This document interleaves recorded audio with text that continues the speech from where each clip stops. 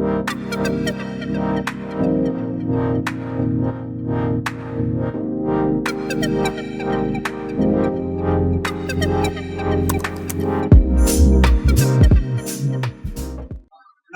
we said, we started a long time ago. But if you don't show anything for it, it will be as if you have not started at all. Nigeria is not what people think it is. Nigeria is a big country in Africa. Some of us have gone around.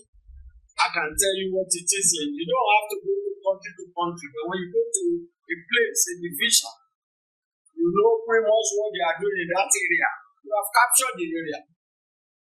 The people who are into communication, journalistic programs, they just need to go to an area.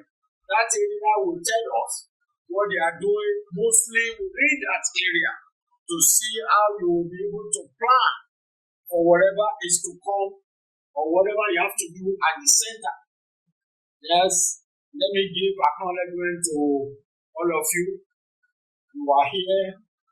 You've been around, some of you have been around for the last 2 hours. The program was supposed to commence 10 to 4. This is about 6 hours. For whatever reason, we have to do 1 or 2 things on the road, which delayed our movement. And when we start setting on the journey, we still have to meet some problems here and there. We call it bumps on the road. And we are here now. We will try to make the best use of the time we have. The organization, like we said yesterday, and I can also say earlier, started from 40 years ago. About 2-3 years out of that 40 years was when Larry joined us. We had a school, which we thought when they gave us the program, we thought the easiest one is to start a Montessori school, which we did. But we didn't get anywhere because the owner of the building we are using had problem. The son was killed in California. The man happened to be one of the attachés. He wasn't the ambassador. He was attaché. But because they were forced into retirement, they have to come back home. And that was the only place. What he told us when we are getting the place was that he will not be asking us to leave the place until after 5 years. We thought he would be around for 5 years. But when you work for Nigerian government, in his case, as an attaché, they are responsible to the ambassador. We have attachés in different countries. It's not the embassy. Embassy is where the ambassador stays. So, I don't want to go much into what I don't know, but I'm only telling you principally what it's supposed to be. So, we started from there, from school, because the owner wanted to use his place, and we started doing one thing or the other. It was around the time Larry came on board. And Larry was there from that time till today. So I want you to give him a round of applause. I haven't given him He has done the best he could. The time is moving on. Time and tide does not wait for anybody. This is technology age. We are going into artificial intelligence, AI, where you just ask questions, AI does everything for you. And it's the way it is. Our program, ICS, is one of the 4 cardinal programs we presented to the government. When they asked us what we intend to do, we told them we're going to do this, do that. They put everything together and gave us TAIYAED. I've been telling people, you might not know how we got to where we are. We are non-profit. We apply to be non-profit. But the name we give them, the name we gave them 1, 2, 3, 4, up to 10 different names. They knock it off.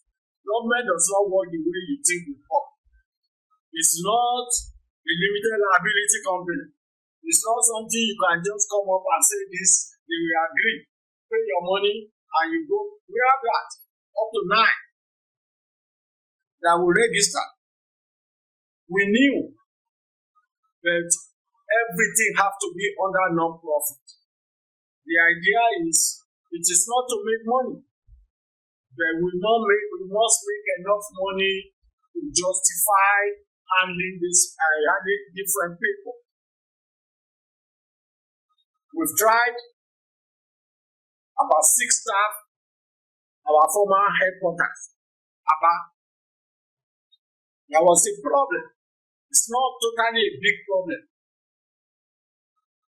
We have 4 of the staff. 2 went to school. We were not informed at the center.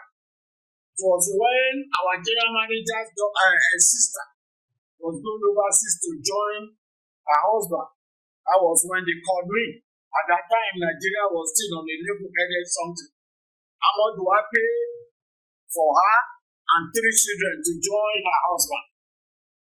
It was just around 350,000, which at that time was a big money.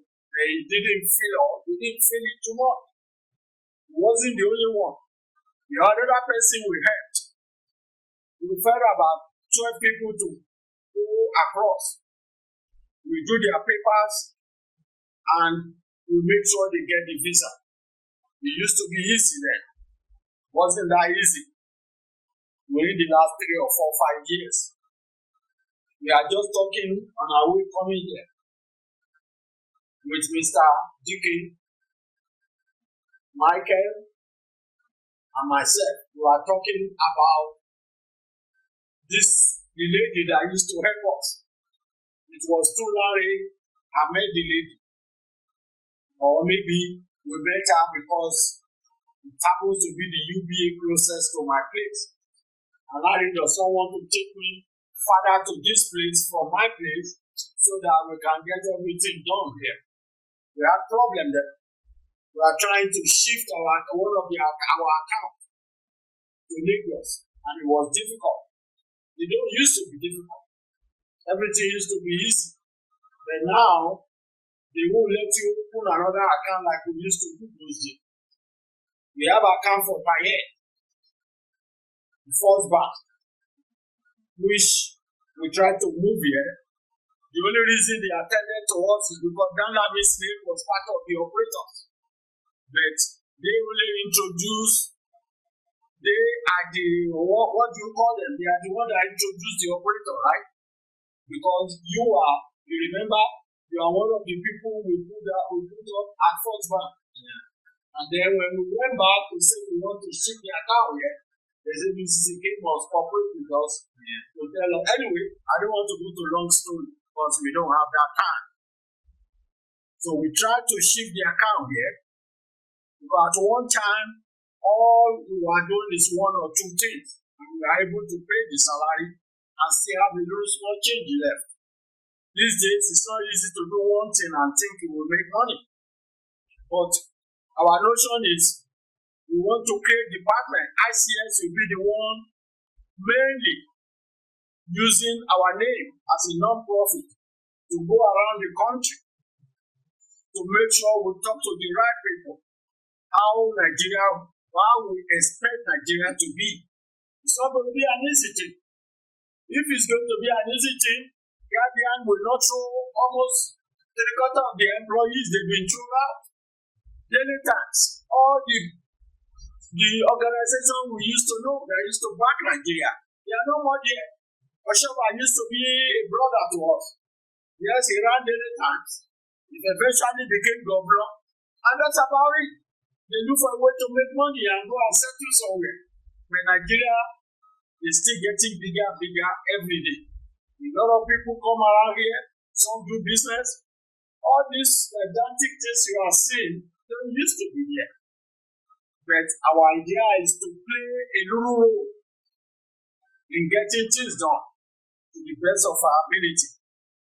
in trying to make things to work our way, we're going to go through extra mile to get there. But we don't used to be like this. When me and Mr. Dalami left Central Bank, it was as easy as ABC. I encourage him to leave. In time, don't wait till when you are, because the older you get, you'll be bent, you will start looking funny. Everything will come your way once you start getting older. It's just what it is. Don't let anybody fool you otherwise. We are not here for money making. That doesn't mean we will not pay your salary. We have done that for the last 40 years. We will continue to do that. But we have to look for avenue for you to stay fit and get extra. I was talking to one or two of you about what do we give to staff.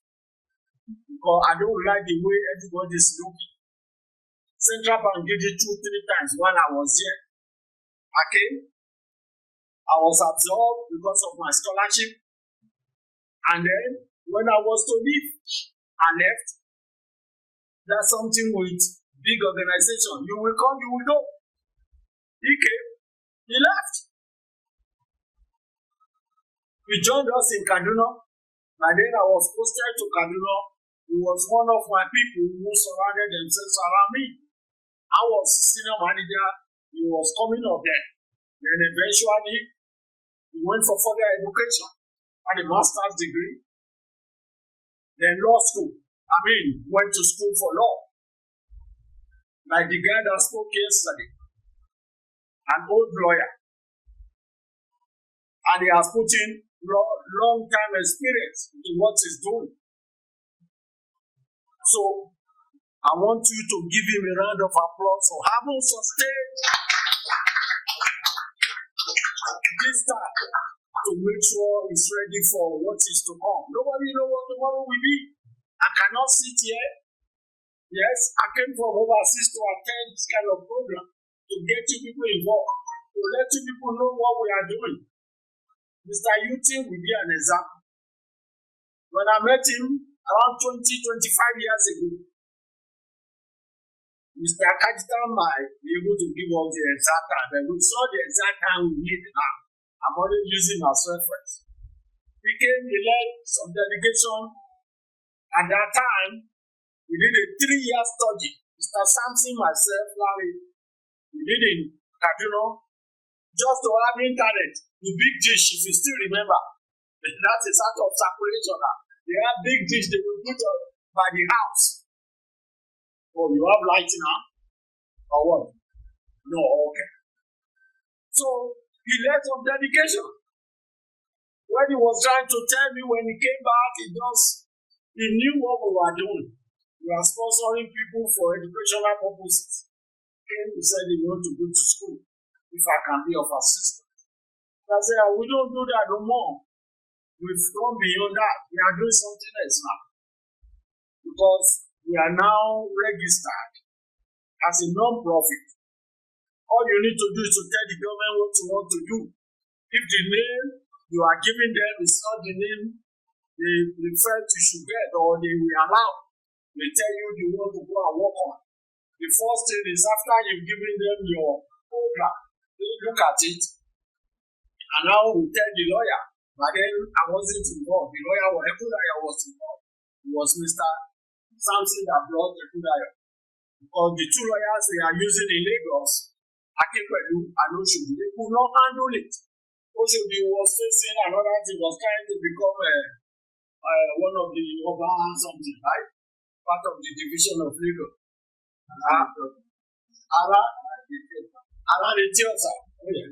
My big friend was like that. I put my effort on Prince Adeniji Adele. Some of you know of the name. He was supposed to help us. He liked my wife so much. When he was detained, when Abacha detained him, we were giving him food, anyway, those are past history. But to tell you the truth, the road is not easy. If anybody tell you road is easy, they're just lying to you. Especially Nigerians. You always think you can just get everything you want on the platter of gold. No. Education used to be the key to everything. It's no more. Even with education, you still have to struggle hard, read hard. And that's just what it is. If you go everywhere and look at commerce, people are good at that. Thank God, I married one, and I can tell you, it is not easy. It is not easy. They might tell you this and that. Igbo man does not have one place as his outlet. There are several places. We put a lot of effort in the one that is yielding money. I have them, they surrounded me. Where I live, they are almost the people here. Both of you put things on the table, you all talk together. But when you try to do something otherwise, they will tell you no, you will not agree. And they always stand on what they believe in. So, I'm not going to tell you the full story of our organization. But we didn't start yesterday. I am only making the point to let you know we started a long time ago. A lot of companies came and gone because they cannot stand test of time. Why do we still stay afloat up to this time? Is because we have backers. Overseas investment, they don't used to call them overseas investment. We started from Unido. We are still with them, but they have transformed into a different name. Now, Overseas Investment Corporation, like a contract something to United Nations. We are living and enjoying part of the benefits as a member, as an executive member. When I finish school, they will give you the opportunity to join the society that will work for you. Some will join secret society, some will join night call society. Those people wake up middle of the night to look at how the world is. People like Trump, like Bush family, they are into all this society. You will not know. But that's what prepared them to be a better person. They are not out there to kill anybody. Here we have a good, we have this, we have that. If you are interested in knowing who they are, go and join them. We are not, I am not, I just don't want to. You people are half, you are enough. I have enough problems to worry about to make sure each and every one of you live a good life. But the road is far. We're going to struggle to get there. We have designated Mr. Dalami to be ready to take over in future. We will continue to show him the right way. In the past, like I said earlier, he will take up the mantle. We can't even wait. Once the time comes, they wait for 30 minutes, nothing happens. Mr. K will jump up and start telling you what I'm telling you. It's not everything you have to hammer on the head. We are looking forward to make everybody to have a better life. That is the essence. It's the Association for Improvement of Young Adults and the Elderly. It's not going to be easy. When we get there, we will advise the adolescents, we will advise mothers how to take care of your kids. That's what ICS will do. ICS is a big program. It's our #1 program. They will travel around the country once it's conducive. I'm not going to push them on the road when the road is not welcoming them. Part of what I came to do for family side is to travel to the east. We look like the bloodline. Is that the one? The bloodline. Okay. I'm learning. It may have been a while. It's okay. People will do that. Very good. So, as I was saying, our own is for a better life. If you realize when Babangida was there, he tried to do his own for the country. You are going out for better life. They started giving money to students to finish school. They give you money, go and do this, go and do that. We are associated with people that came from overseas to make Nigeria a better country. And from that, we have borrowed a segment. Cadbury is part of our program. You may have heard, some of you, we have had Kingsway, we have UAC. These are also part of the people that we grew up with. We grew up with them. But now, we do things our own way. Tell them what you want. They give you the money. Go and do it. Initially, they used to knock it off. They write it off. That's what I mean. They don't do that again. They do not do that again. I will have 5 to 6 people at this place. This is not going to be your head office in Abarindia. We move to Bonuwe. We will be ready. We have studio. 2 apartments is being joined together so that we can have 75 seating.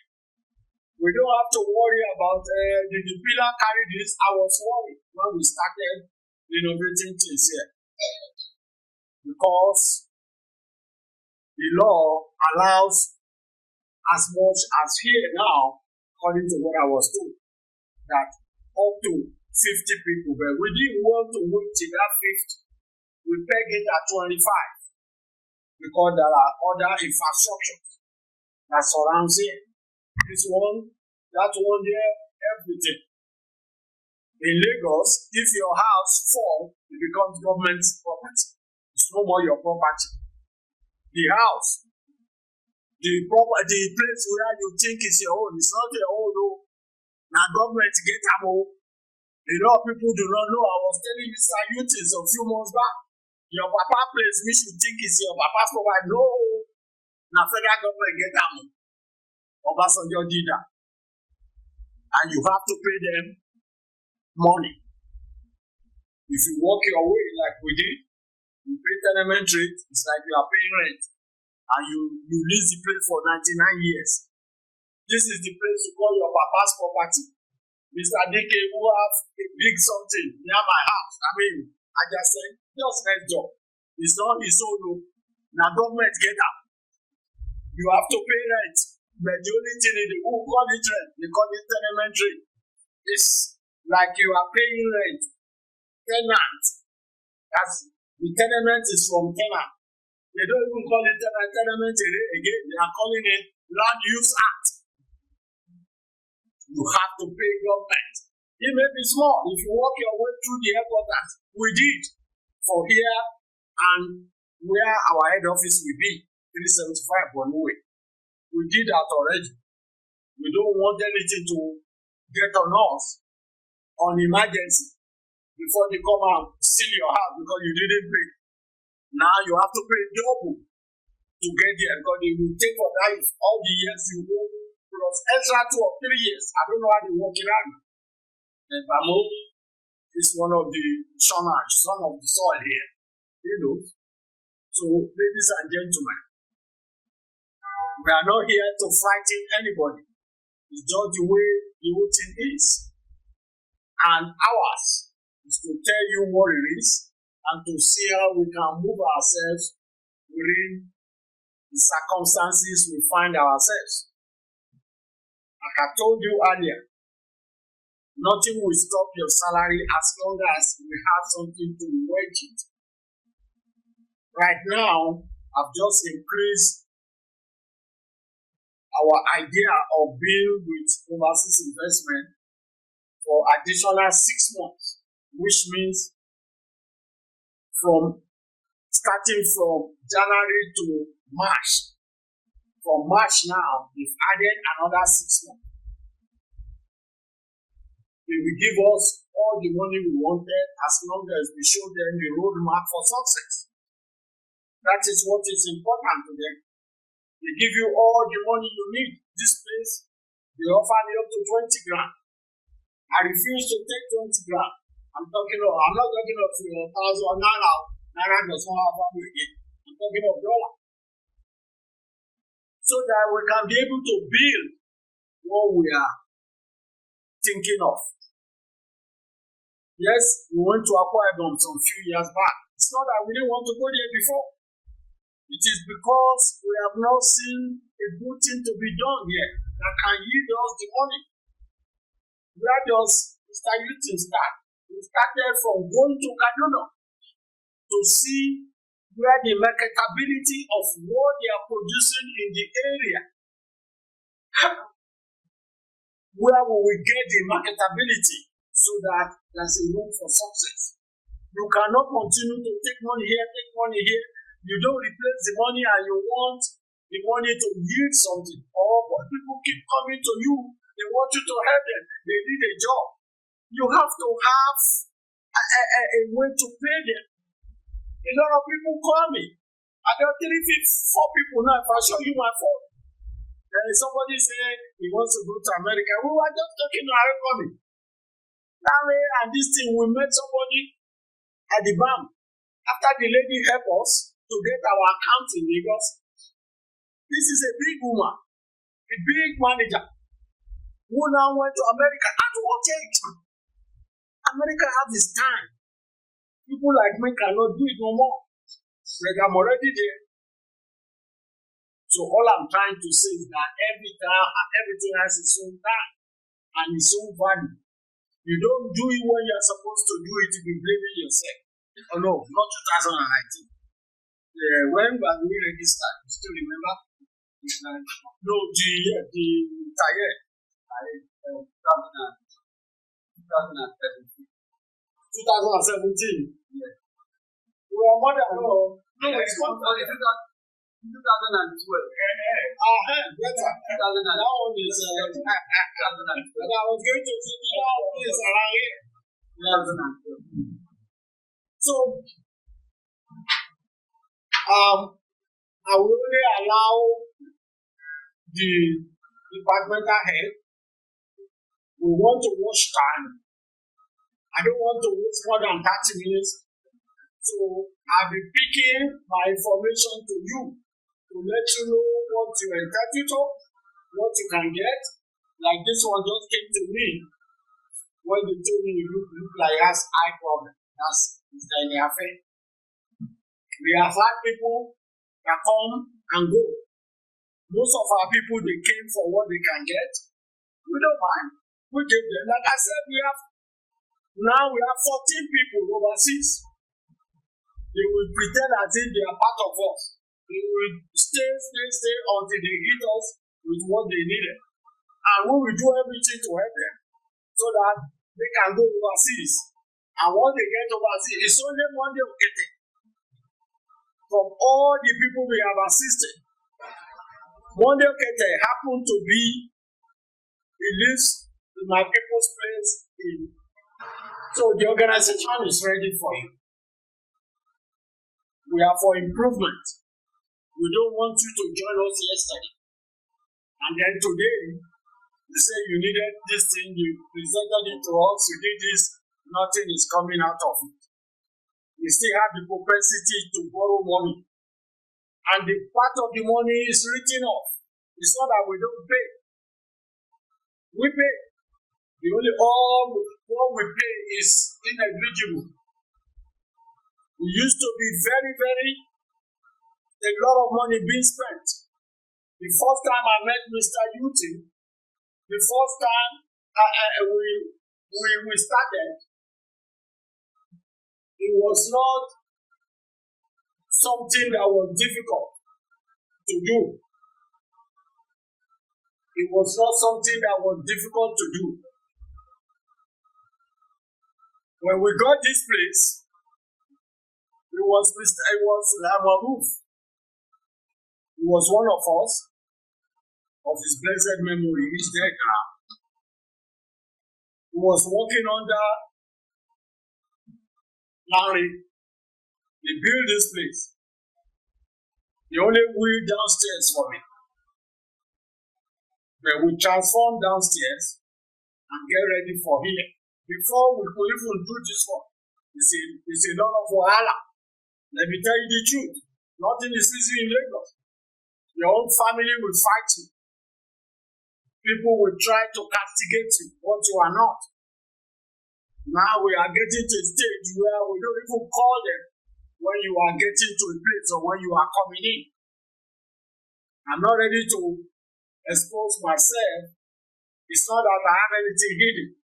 It's just the way life is. So, I will not waste much time in allowing people are ready to have the schedule in front of you. They are ready to tell you a little bit about what they can say, and they should be ready to answer some questions after their speech. Let the speech be moderated up to between 15 and 30 minutes. We are not asking everybody to speak this time. What we are trying to do is to find out what problem do you have, and let's see how we can combat the problem with our own little idea. We don't know it all. But if it is something we have to make other person know, we will do that. But I can guarantee you, I can assure you, everything that you may need to keep you on, to make you grow, we are ready to get to the next, for you to get to the next level. But we may not do it the way you wanted. Counseling services is part of what we do. It's part of my PhD program. We will look at your problem. Half of the solution is from the problem. Then all we just do is to put priority right. Everybody here have their own say, have something to say. They won't be here, they don't have anything to contribute. But the idea is to make sure that at least we are addressing the situation to the best of our ability, whereby everybody will understand their position and what they belong. Before I pass the torch to Mr. Danlabe, we do things in protocol, ladies and gentlemen. To always be in protocol, because the senior people will always be senior.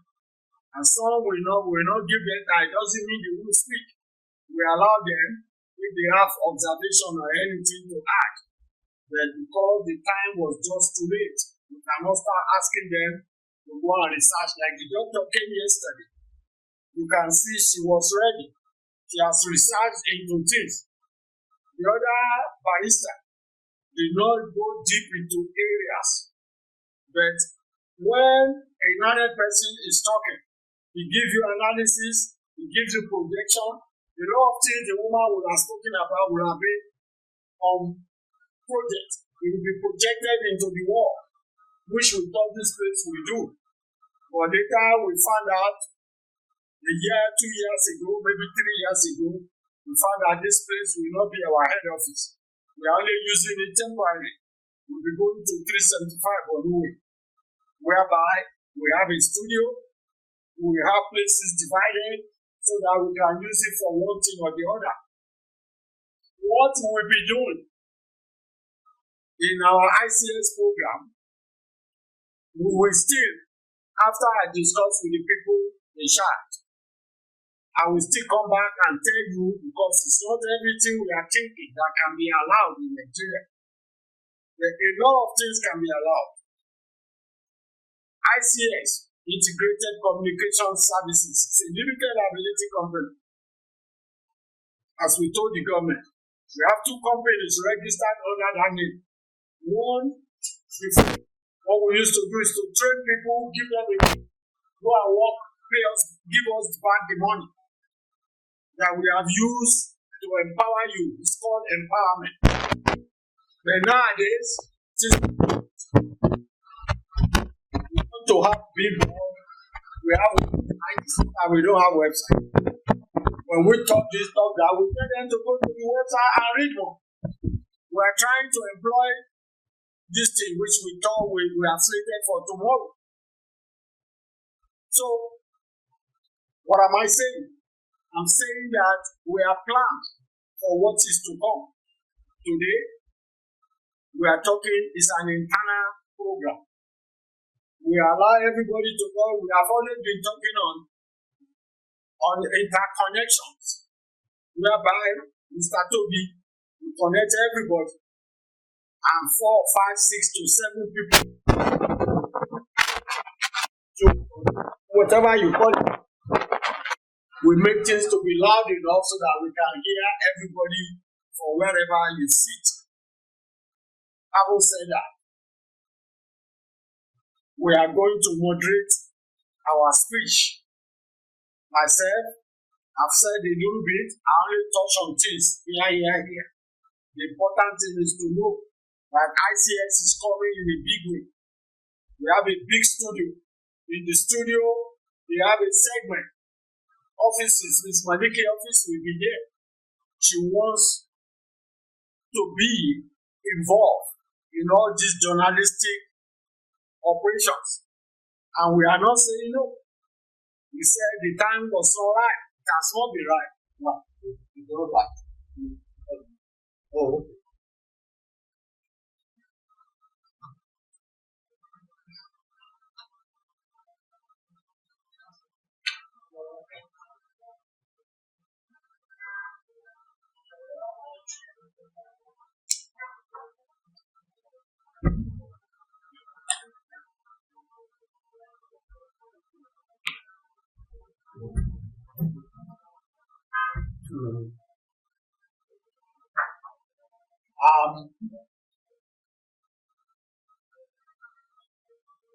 Like I said, today is the panel 10.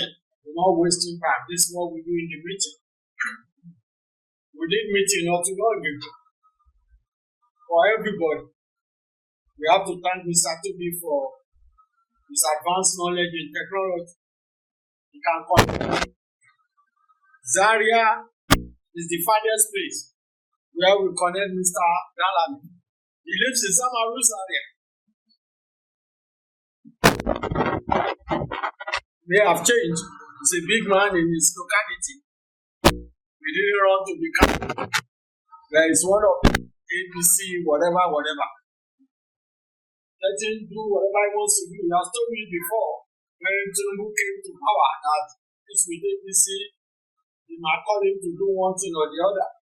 If you don't have your pin man in there, they're not going to call you. It's politics. Politics only, you only see the people that are around them. I've heard somebody talking about Labour Party. Everybody have left to go and join ABC. It's like that. Everybody wants to go to where money is. But Tinubu is not like that. The people may not know him. Some of us that are with him in America. Even when he was here. The only reason I'm close to them is because the office we used to use, you can ask Larry Obaniko. We are from the same place. This man called me for politics. I said, I'm not interested. I told you, I mentioned it in the news here that this former, what is his name? Those people who sworn in Abiola, what is it? Prince Adeniyi. When Abacha detained him, one night they spend in the hotel, one night they spend in my boss quarters. Yes, that's how life is. They have already handed him over to the prison authority. What happened after that? Government don't move. If they are coming, you will see that they'll be running helter-skelter to make sure the man is available. Because if what happened if they ask for it, they always come to ask him questions because they believe he was a political prisoner. When you're a political prisoner, it's a different ballgame. Mr. Samson is here. Every day, he has to be there with me and with him. Anyway, a lot of things that has happened in the past. It's not everything we have to open our mouth for. As a man, you have to accept it. But I'm telling you, the road is not smooth like people think it is. Here, not as easy to think it is. Yes, we will be enjoying millions now. But before we go here, we have to pass through so many rough roads. And I can assure you, sky's the limit as long as we do it right. Yeah, again, even when I have problems too, especially him. And everything was okay. through 14 to 15, 16 years. Regular problem is not solved overnight. But by the time you are out of it, you'll be one of the best person in the world. We've had our own problems, but we have overcome it. You go to redeem, they tell you yes. You go through many hard roads. To get to the star, you have to pass through hard roads. So many rough roads. While they are waiting for your snacks, did they do or did we get it? We have it here. We didn't have enough. You know that one. You are sure.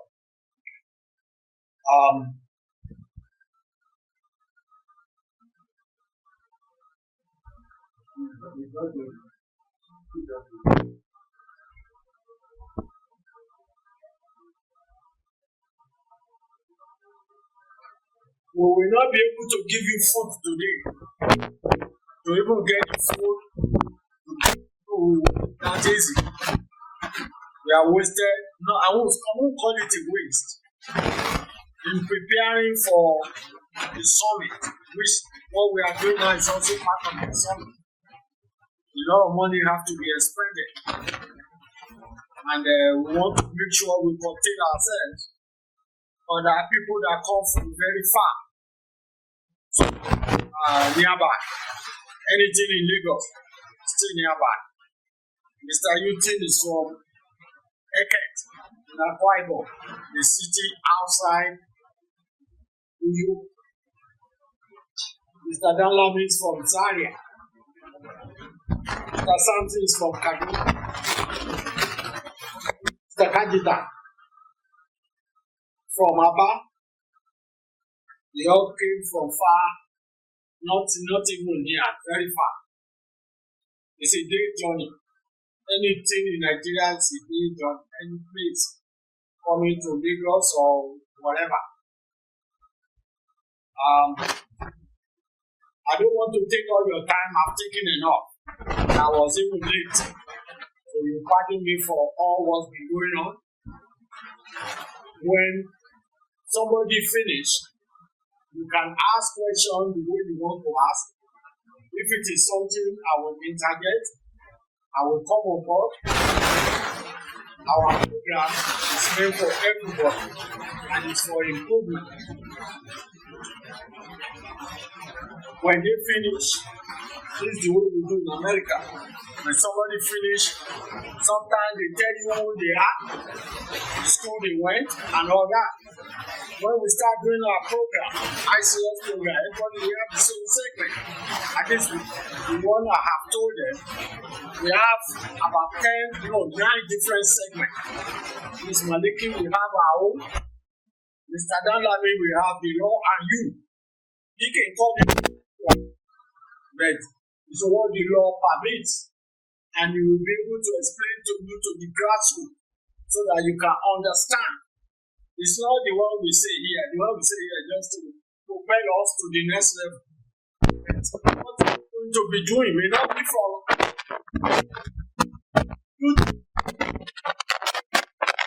we are coming to be ICS TV. ICS means Integrated Communication Services. It's a limited ability company. Like I said, we were training people in the past.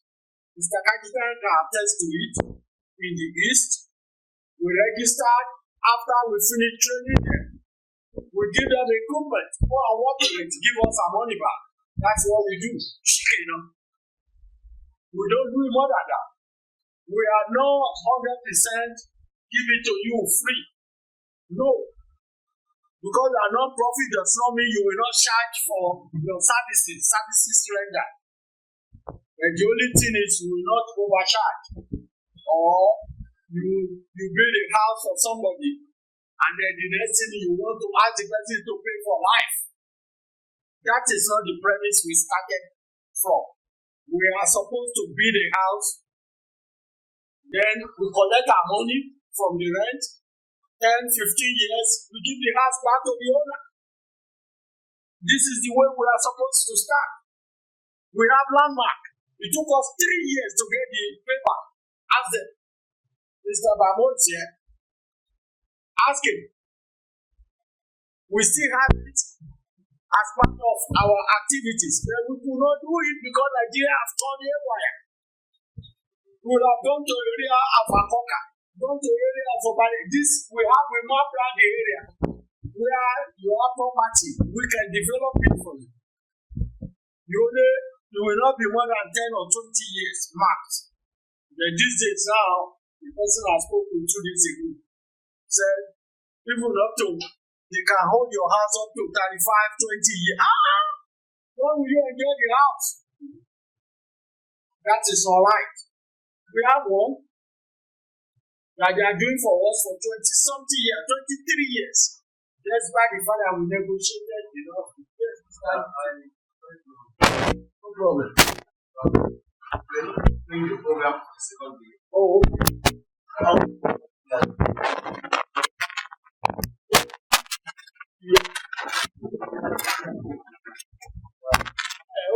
want to take that as your welcome. Okay, everybody knows me, and we are speaking a little yesterday. Okay, let me cut my speech now. You are still following the. I thought I've mentioned that we will not follow what is on it. Okay. Okay. Let's do it this way. I appreciate what you are saying. You are putting us to order. That's the way it's supposed to be. Yeah, that is good. Can move anyhow. Mr. Danlami, I'm about for you to preparing for your lunch. Give us your speech after you, and then we give us a song before we go for lunch. So, ladies and gentlemen, I've said a lot. I've been corrected to make sure that we are guided because we still have a lot to worry about. We will allow you people to ask any question. I am ready to answer. We are certificated in every aspect that we are into. And we will let you know what is it all about if you ask the right question. So let me stop here because of people looking from very far. By tomorrow midday, we're supposed to finish our program and be ready to let them rest before they start going back. All right, Mr. Danlami, thank you. Okay. Mr. Chairman, my fellow colleagues,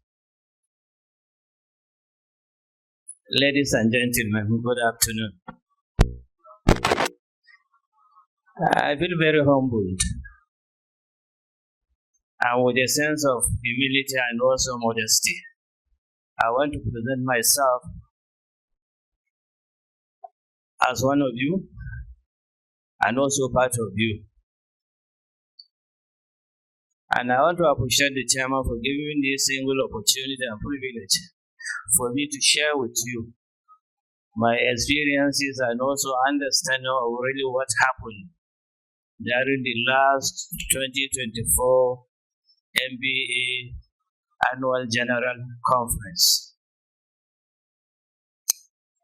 Having said this, I also want to further appreciate the chairman and also give thanks to the organization TAIYAED for making it possible for me to be able to attend that conference. What am I saying in essence? All I'm trying to share with you is to let you know that my coming for the MBA conference during that time was as a result of the support and the element that TAIYAED has been able to extend to me. And I thank them very much for that opportunity. It was TAIYAED that actually registered my registration with the organization. It was also TAIYAED that gave me the ability to come and also to have where to hang around throughout the period of the conference. It is no wonder that we have to give thanks and also appreciate WAEC for as much as we can. Can we please give that a round of applause for that? I really thank you and I appreciate you. Now, when I was able to attend the conference, a lot of events took place and a lot of issues were discussed. Unknown to me, I thought it was going to take a formal presentation in terms of presentation of paper on that. But coming around for the summit, I realized that sometimes it is not even necessary for you to have a structured presentation. So permit me to bring into bear those elements of the issues that were actually discussed and to be able to link what I have observed and understood and also appreciated and to be able to relate it with the similarities of what we are doing today as the TAIYAED Summit. There was plenary. A plenary was held as to dividing people into some sections. During the plenary, which was opening plenary, a lot of important participants and guests were invited and they attended, including the president, who was heavily represented by his vice. The former head of state of Ghana, in person of His Excellency John Dramani Mahama, was also in attendance. Chief judges of the federation, chief judges of the different segments of the courts in Nigeria, ministers, the Senate President, and also the Speaker were all in attendance, including my honorable colleagues in the bar were all in attendance. So during the plenary or opening plenary, His Excellency John Dramani Mahama presented a keynote address. And why was the need for a keynote address? It so coincided at that time there were actually issues of series of coups going on in Africa, particularly in West Africa. There was the issue of Burkina Faso. There was also the issue of Guinea. There is the issue of also Niger, and quite a number of them, including Senegal. So it becomes a worrisome situation, not only in Nigeria but in Africa as a whole. The question that was ringing is, where are we heading to? Are we going back to the military regime, or are we going to continue with democracy? So it becomes an issue that becomes so worrisome, and there was a need for not only Nigeria to address the issue, but the whole of Africa need to actually look at the issue and also present solutions. So it is in the search of that solution that he now, because he was experienced during his time, there were a number of coups. He too was a subject of coup because his father then was also displaced by coup. So the conference saw it relevant for him to actually present a keynote address in addressing these issues of coup all over the place. In addition to that, the Director General, International Trade Organization too, was part of the individual that presented keynote address. Her address was premised on the African economy and as it relates to other nations and Nigeria in particular. I'm not here to bring the content of that presentation, but I'm here to also let you know that she raised a question, and that question was a rhetoric question. She was not looking for an answer, but she wanted to remind everybody to be conscious of the fact that the economy is not in a good shape. And are we ready to change? And if we are ready to change, how do we intend to go by it? And the hanging question was that, are we ready? to accept the fact that we want to move forward, because the theme of the conference was pressing forward, which is similar to our own, isn't it? Pressing forward suggests that what are you doing from this point to move forward again? And our theme is past, present, and better future. So you can see there's a correlation between, and that's the more reason why that it influenced my thinking that it is good for me to discuss some of these experiences in this forum. That today we have advanced to artificial intelligence, which is the also we have been able to also relate the artificial intelligence to what we do on daily basis. How much of it do we introduce into our legal system so that it can improve our own judicial practice? How much does it influence the process of justice based on the administration of justice? How much are we inclined towards using it to better the condition of the judiciary, and also to improve the hanky-panky that is going on, so that we can have better results using artificial intelligence? You hear me discussing yesterday that even though it is an achievement and development in human development, however, it is also negative, because people who are actually introduced and are also firmly believing in artificial intelligence are also responsible and also getting acquainted with artificial intelligence. Why am I saying this? Because if you ask any artificial intelligence element, it will respond to you either correctly or wrongly, depending on how your disposition is towards it. So also it goes to Google. Google too has consumed today's activities. If you want to do, you go into Google to research. If you want any information, you go into Google to ask questions. So rightly or wrongly, sometimes Google consume and also give you a false belief to think that ordinary thinking does not suffice anymore. That you have to ask Google for it to guide you, and so on and so forth.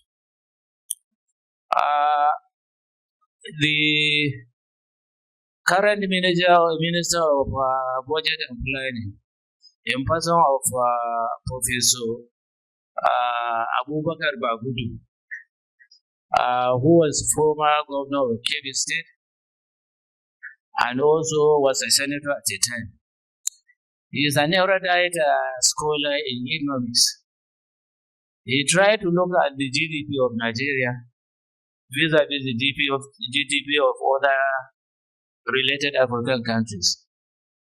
And the outcome of that was that this Nigerian GDP is going down more than, and there is more inflation in Nigeria than it is in other smaller countries around us. So the question, what do we do in this circumstance? What do we do in order to address that issue? You are saying something? Okay. So these are issues again that call for attention and requires preferred solutions.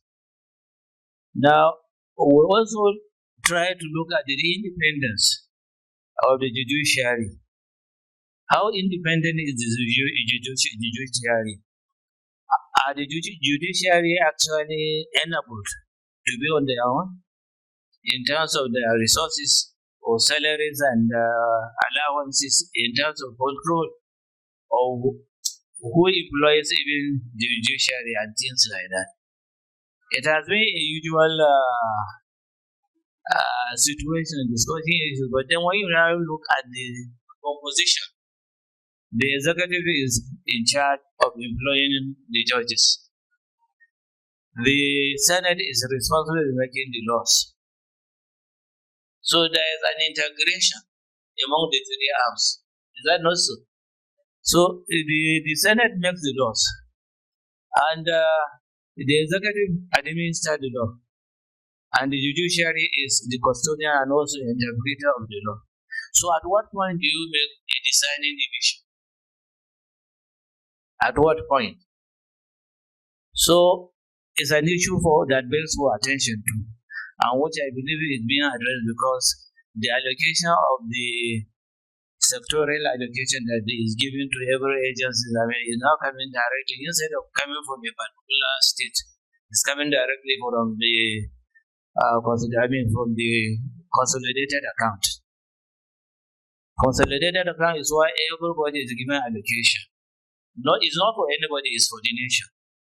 So by doing so, they have allowed the judiciary certain freedom that they will be custodians of their money, and they want to appoint judiciary staff, and they want to also decide what salary to be given to them. And I think that is an achievement to a large extent.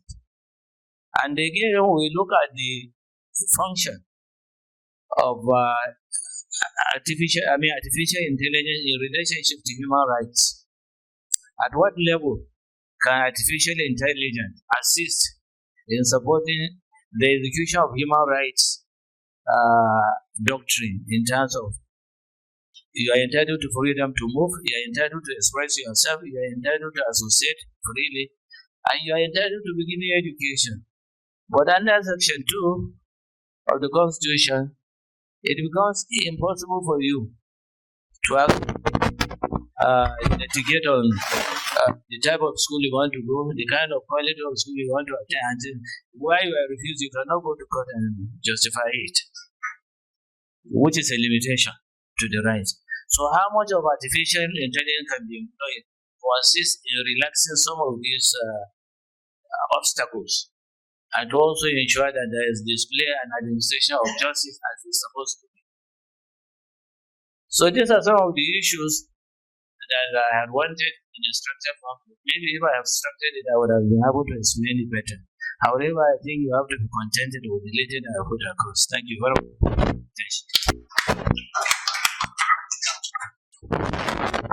Good afternoon, everybody. Today gave me an opportunity to remind myself, remind the chairman himself, and few other people that know this person that I want to make mention of. It starts this way. That was when I left school. That person called me, said, Omominie. I will say it exactly how she said it. Omominie. Mo fẹ́ kó lọ bá ẹ̀gbọ́n ẹ̀ kó lọ bá ṣiṣẹ́. Má dà mí o, má jí lówó o. Meaning, you are my son. I want you to go and meet your brother, work with him. Don't defraud him, and don't disappoint me. That person is late now. That is the mother to our chairman. That was how she said it. I want all of us. It has never happened between us before. I want everybody to please stand up and give this woman a minute of silence.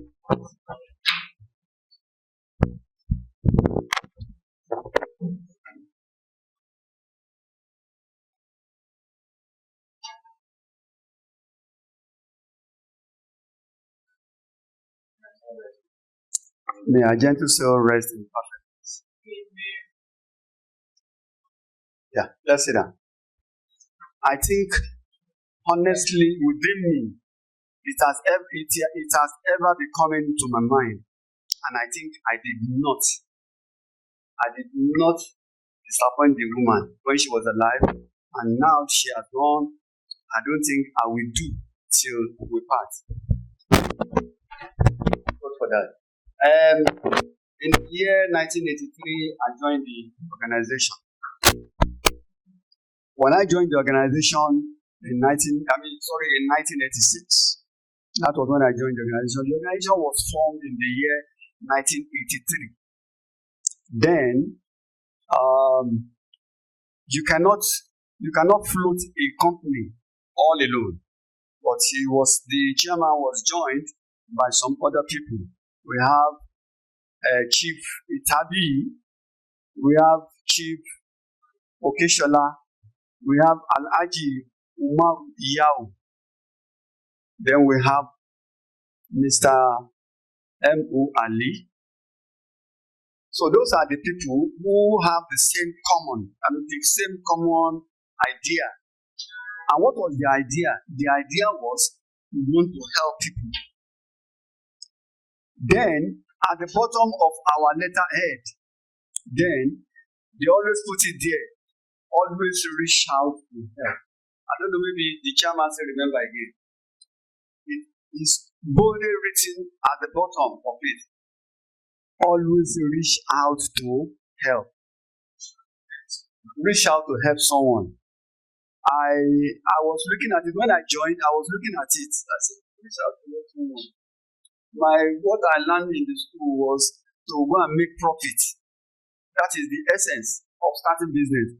But I'm saying it in another way that no, not profit all the time. We must help people. And I stood by it that whatever he wants, let's go ahead and do it. Whichever way he wants it done, let's go ahead and get it done. So that is how it has been. And the company they floated then was Continental Business Development Center. It was actually Business Development Center because a lot of people came. They developed. There are a lot of chiefs that they were sponsored.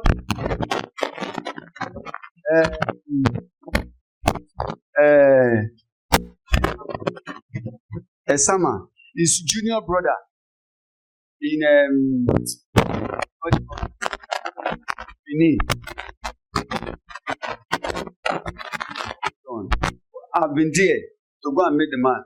The man took some money from the organization and he grew well with it. But later he now called and said, I must pay your money because you are good. So I started going there. He was paying. No, he paid gradually. At the time, I couldn't go again to collect the money. So that is just to tell us that whatever we are seeing now is not just starting now. It has been, and I don't think it will stop because that is in his blood. So we cannot separate the chairman. The chairman, his attitude. So somebody was discussing attitude, character, and behavior. So all those three are embedded into this business. The business we are doing here. The chairman, his attitude, his character, and his behavior. So all is affecting the business positively and negatively. Yes, positively and negatively. Positively because some who did not know him before, they just came and then he assisted them one way or the other, blah blah blah blah. They grew up. Yeah, they are affected positively, but they said people who stood by the tree sometimes did not see the sweetness of it, or maybe people who are passing by, they will see it from distance, and then they now throw stone on it, it will now come down, they pick. So that is it. Now, the business was like that. So in the year 2007, the business took another dimension. We now started importing. Not importing per se, we supplied people. It was a business that reigned for quite a while, and then because then too, I have the opportunity of traveling out of the country to see if there is maybe future will smile on us. But unfortunately, by the time I got there, that was when this problem of Arab thing was coming up. So I was not allowed in. Mr. Samson to remember. They both escorted me to the airport then. So I was not allowed in because of one thing or the other. As Saddam Hussein saying, yeah, yes. If anything that has to do with Muslim, do not allow you. Unfortunately, I have Muslim name. I have Abdul Rashid, I have Chimo here. So they knew that I'm Muslim. So I passed through, I'm going in through Tel Aviv. Tel Aviv is Israel. Capital of Israel is Tel Aviv. So I was not allowed in. I persuaded the people I was to meet then, they were waiting, expecting me to come with what I wanted to display to them. So we had this our precious stones, aquamarine, all these things. We have them. So they were waiting for me to bring it. But at the entrance, at the board of entrance, I was not allowed in. So see the millions of money that we spent, tickets, and at the hotel, the stone itself that we've acquired. So all those things got wasted. So that's why I say we had tough time. The chairman said it too. We had tough time in the past. But thank God, we are still alive. We are still alive, and God will see us through. So later we decided to digress. We decided to digress into what? Into petroleum. We decided to go into petroleum. So we registered a company, Southern Union Oil and Gas. Registered, yes, it was approved. But later, we now envisage there are going to be futuristic problem for that name, union. So the union actually gave us problem. So quickly the chairman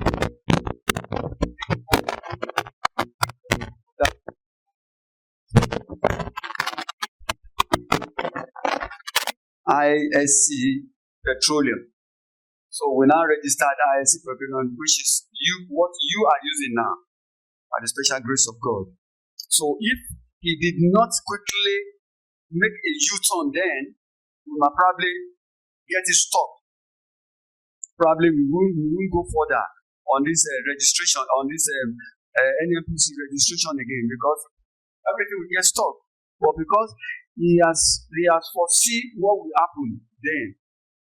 He has foreseen what will happen. He quickly registered ISC Petroleum.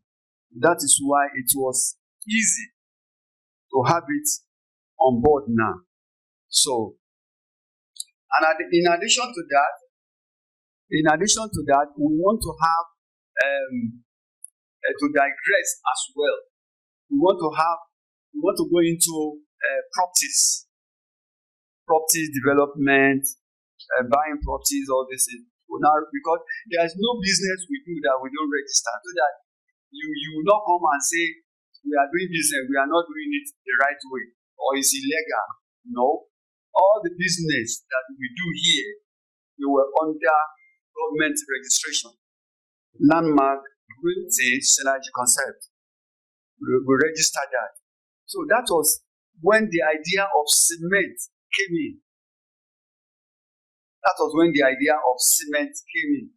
So we now started with Ibadan, at least with the super push of Mr. Michael. He made all he could to make sure we got the registration there. We registered, and only God knows how he got to the top person there, the person in charge of this thing. And we were given license to be a distributor, which is very, very uncommon.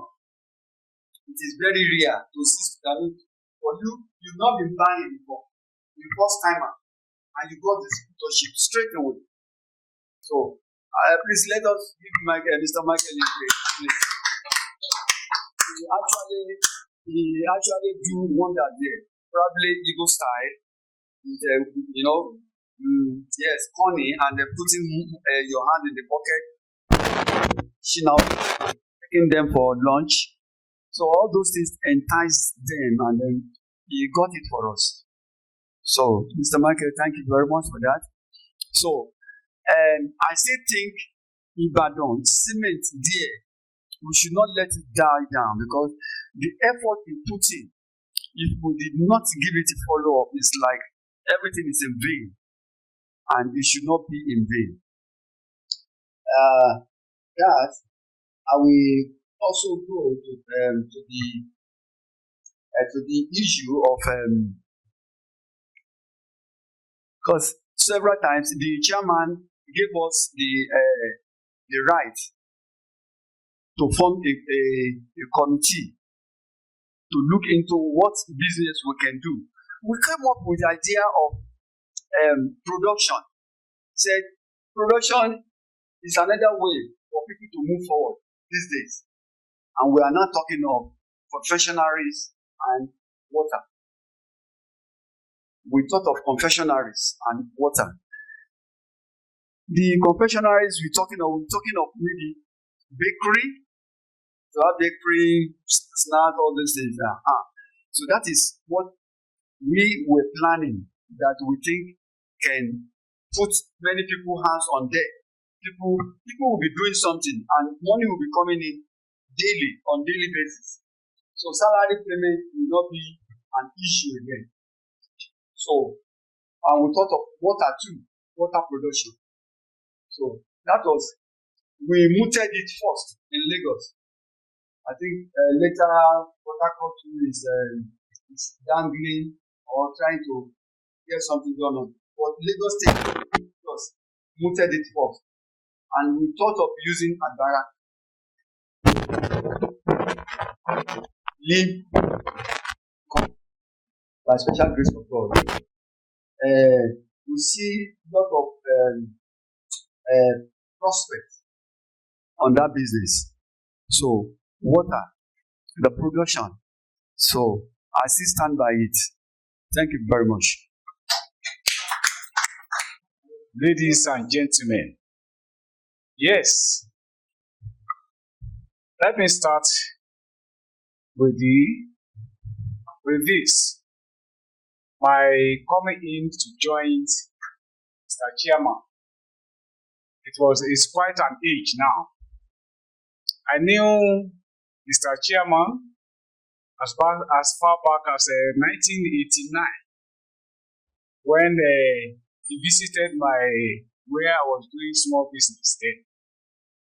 Then he told me, so I was fraternized with him. He took me to his hotel where he was lodging. And he told me a lot of things that he was with the central bank then.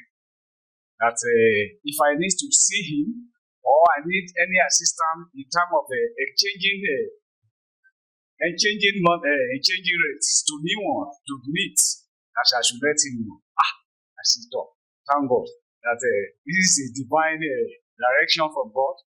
So I continue visiting him in the hotel. He has given me times table when to meet him, whenever he will travel, and when to come and meet him. So yeah, we have been doing that one.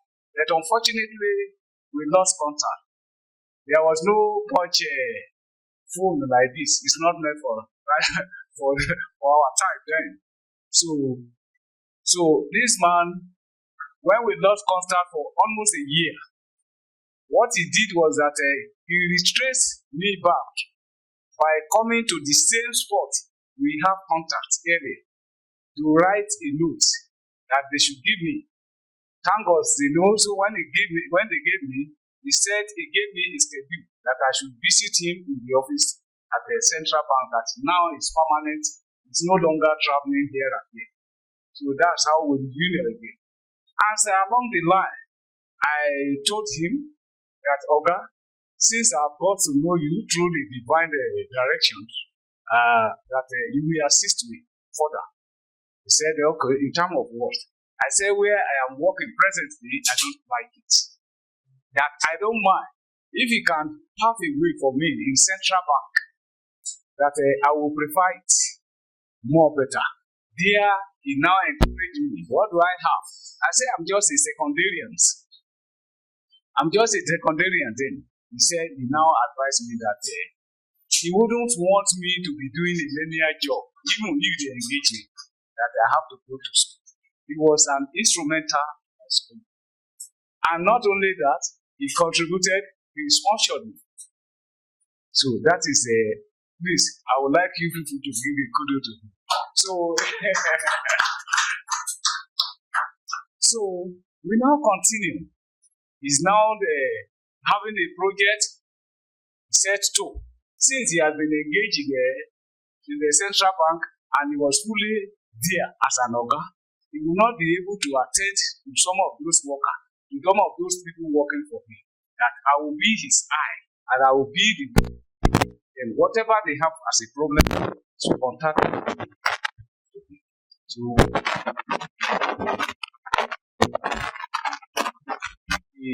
Before, so we have been financing that way. To have been with him for a very long time, in which Oga has never changed his attitude.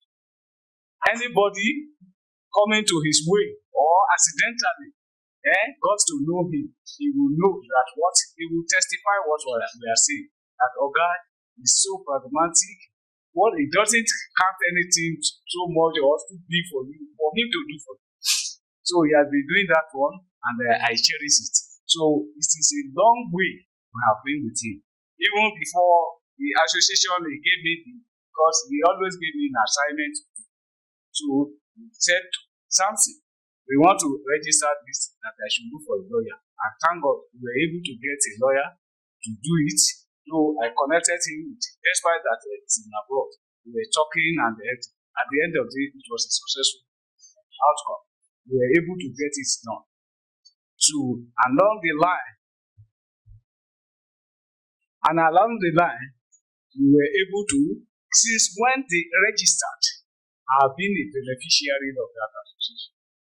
One way or the other. He has never even left me since when I got to know. He paid me on Saturday a month as a salary, as a ticket, even before we registered.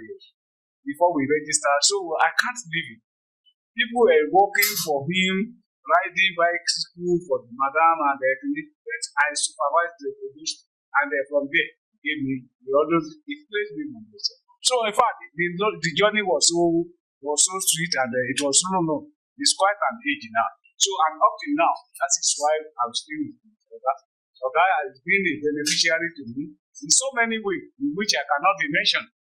So I gave time for him, and God will continue to spare his life and continue to give him long age in the mighty name of Jesus. That is my prayer for Oga. He has been very long, and some of you that came on board and newly, you got to know him. The moment you just pile up with him and do the right, when you do what he has given to you as an instruction, if you don't derail from it, you will enjoy it. Thank you very much for all this. All right, good afternoon, everybody. All protocols observed. While you're eating, while you're taking your slides, also listen. Well, I met the chairman first in November 21st November 2002. That was when I met him first. So there was what I was marketing. So that was where we met. So he liked my stand.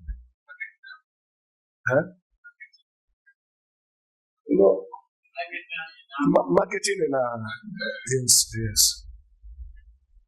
So he now gave me his contacts and asked me to call him that he has something good for me. But I was afraid. I did not take it very serious. Understand? Yes. I did not take it very serious. So it was after like a year. Now I called him. Understand? So he now told me that he'll be coming to Nigeria and gave me address where I should meet him. So I met him and we discussed, and he decided to incorporate me to the company. So I started to work with the company. I don't know whether I'm communicating. Okay. Now I worked many years. So then I was young, and after working for many years, I was thinking that I was not getting enough as a young person, So I left the company. So after many years again, I came back, and he still accepted me.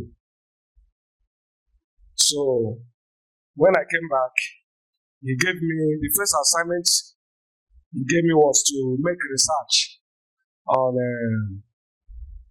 pure water production, which I did, and submitted the report, my findings. Pure water production and the confectionaries that I did. Now after that, the second assignment was to reactivate the IAC petroleum services document because it was dormant, and we needed it to register with NMPC. So I now started the process and reactivated it. Now, for the fact that I want to be accurate, I put it in records, in writing, so that it will be accurate. So I want to read the report. This is a report on IAC Petroleum Services registration with NMPC and all our activities so far in the sector. Presented by Mr. Kajetan Chinenye Emmanuel, Divisional East, at the TAIYAED Summit holding at TAIYAED Head Office, number 31 Moleyi Street, Alagomeji, Yaba, Lagos, Nigeria. Introduction. The aim of this report is to highlight all our activities in NMPC, beginning from 1. Reactivation of IAC Petroleum Services Limited document. 2. Getting all the certificate and permits needed for the registration. 3. IAC registration. Number 4. The contract post. Reactivation of IAC Petroleum Services Limited documents. The IAC Petroleum Services Limited was dormant for over 10 years and therefore was inactive and could not be used anymore for anything. This was because the annual returns were not paid. So the first thing I did was to reactivate and update the documents by paying the annual returns for 11 years at Corporate Affairs Commission, Port Harcourt, in Rivers State. Certificates and the permits for registration. Before the registration, the NMPC listed the requirements for registration, which included certificate of incorporation, memorandum and article of association from CO2 and from CO7, now called status reports. NUP RUC permit, that is Nigeria Upstream Petroleum Regulatory Commission. E. NSITF, that is Nigerian Social Insurance Trust Fund. F, tax clearance. And the TIN/VAT certificate. All these documents, certificates, and permits were provided. Note, we obtained 3 different NUPRC permits. Number 1 is permit on haulage. This means that we can lift petroleum products from one place to another. The second permit was permit to supply chemicals. So we can supply any chemicals to the NNPC. The above permits are major categories. Number 3 permit is on electrical/mechanical materials, installation and maintenance. This one is called minor category. The registration could not take place without bank account. Therefore, bank account was opened with Zenith Bank at First Road, Aba, Abia State. IAC registration. After providing the above mentioned requirements, the company, IAC Petroleum Services Limited, became registered with NNPC. After the registration, the next thing was to seek for contract. We submitted our proposal. Thereafter, they sent us request for quotation on Artifos 643 and Artifos 6005. After writing the quotation, unfortunately, lost the grant that. Some weeks later, another letter of request for quotation was given to us.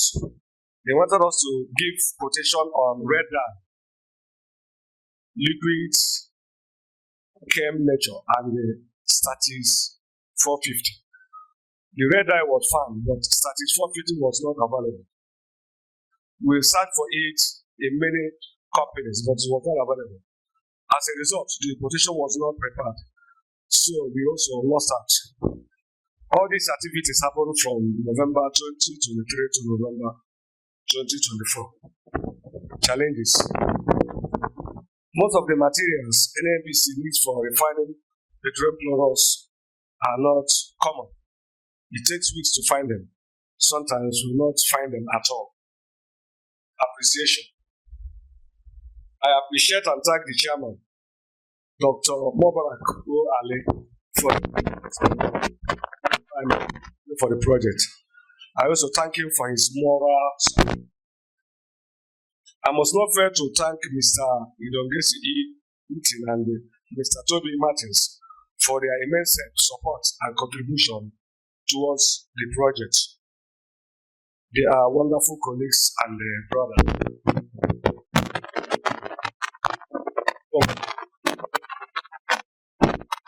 Must not give up. Don't defend attempts. Yet I see a bright future. A future full of hope and happiness. A future full of greatness and abundance. Let us move with that consciousness that tomorrow will be better than today. Thank you and God bless you. Thank you, ladies and gentlemen. Warm greetings to everybody. Members of the Board of Trustees of the Association for the Improvement of Young Adults and the Elderly, our partners, sponsors, and executive in diaspora, I greet you all.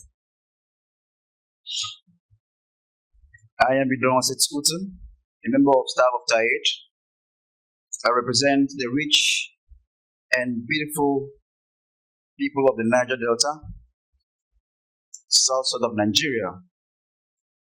I also represent a new look Southern Integrated, a first franchise unit of TAIYAED as divisional manager.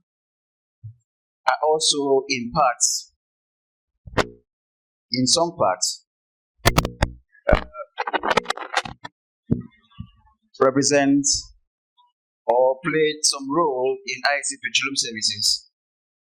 But today I stand as a true Nigerian, full of hope for a better country. It is with great pleasure that I stand before you today to present this paper titled Bold Initiatives, Sustaining Progressive Investments, Opportunities, and the Way Forward.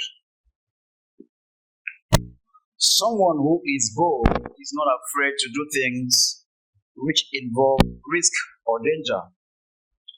In this, I am emphasizing on risk that brings additional value to life in every endeavor. It is noteworthy to also know that the word initiative is an important act or statement that is intended to solve a problem.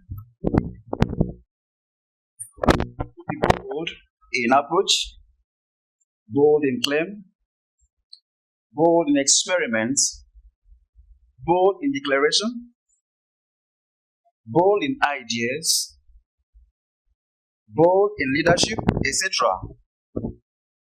But what stands out for me is the boldness to do away with the old norm of consistent loss in investments by now doing things differently. Over the years of maturity in my life, I have come to embrace the school of thoughts that you cannot do things the same way over and over again and expect a different result. I have been guided by this.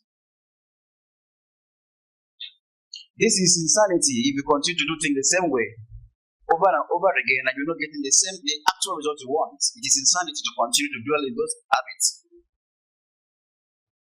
And unless you retrace your steps by identifying your weaknesses and accepting the reality, one may remain non-progressive for as long as it takes. Einstein's parable of quantum insanity has been a guiding principle for me these past years. He refused to believe in the inherent unpredictability of the world, saying, and I quote, God does not play dice. Yet, in playing dice, we act out Einstein's insanity. We do the same things over and over and over again. Namely, for example, to roll the dice. And we may correctly anticipate different results. So I want to ask, is it really insane to play dice? We can evade the diagnosis by arguing one never throws the dice in precisely the same way. When indeed, very small changes in the initial conditions can alter the results.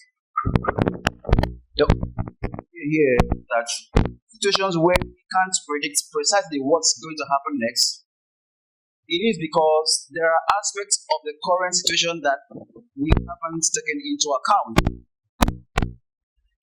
Similar pleas of ignorance can defend many other applications of probability from the accusations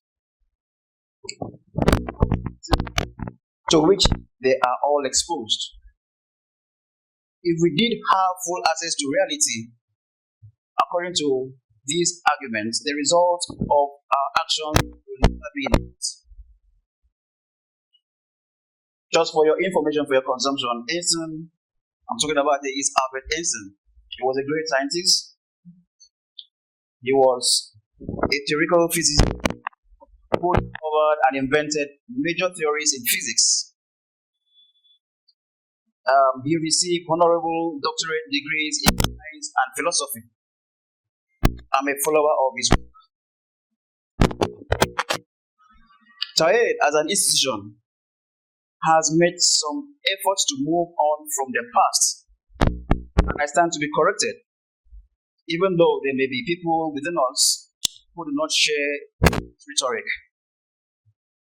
To buttress my point of moving on from the past is our renewed engagement in taking new initiatives on projects with more vigor and making efforts to bring back to life viable ones that never got the chance to take off. prior to the advent of our animal feed projects, inflation in our country as of June 2023 was 22.79%. By December of that same year, about 6 months after, inflation rose to 28.92%. Cost of food in Nigeria increased 39.16%. In October 2024, over the same month of the previous year, food inflation in Nigeria averaged 13.79% from 1996 until 2024, reaching an all-time high of 40.87%. In June this year, and a record low of minus 17.50% in January of 2000. All of these data from the Nigerian Bureau of Statistics did not deter us from venturing into new and untested areas to invest. It takes a lot of bravery to invest here at a time like this. And it takes a lot of boldness to believe and remain in it. In recent years, Nigeria has witnessed an increasing trend of multinationals or local companies shutting down or relocating their operations due to economic challenges, currency volatility, or rising operational costs. According to an economist and former director of research and advocacy at the Lagos Chamber of Commerce and Industry in Nigeria, Vincent Wani, over 10 companies shut down operations in 2020 alone, and more than 20 outrightly exited our country, Nigeria. The departure of companies escalated in 2021, with more than 20 firms shutting down operations in Nigeria. In 2022 and 2023, the wave of exits continued as over 10 major companies pulled out of our dear country, citing profitability challenges, concerns, and challenging business conditions. The story did not change in 2024. Notable among those who have left us to our peril include PZ Cousins, Procter & Gamble Nigeria, GlaxoSmithKline Consumer Nigeria, Pick and Pay, ShopRite, Total Energies, impacted by divergent strategies, Unilever Nigeria Limited, Microsoft Nigeria, Standard Biscuit Nigeria, Nasco Fiber, Product Limited, Daily Foods Nigeria, Kimberly Clark Nigeria, just to mention a few. Their exit did not only leave a huge vacuum in the economy of our country, but also dealt a fatal blow to families who were dependent on their services. I appeal to the Nigerian government to do more to stem the tide by moving away from mere rhetoric to actionable solutions. I wish they can hear us. One wonders what would have happened if TAIYAED, a non-governmental organization, had told the same line, citing reasons very obvious to us all. But they didn't. TAIYAED did not. And rather than abandon its lofty ideas, plans, rather than abandon its people and pending projects with its affiliates, management under the able leadership of our chairman, Mr. Mubarak Ali, driven and emboldened by constant desire to succeed, saw the need to consolidate from their past. First, by acknowledging its mistakes that probably may have led to failures and minimal success. Responsibility and making a paradigm shift from the norm that did not bode well. There is better planning now before execution. Claims are verified from time to time.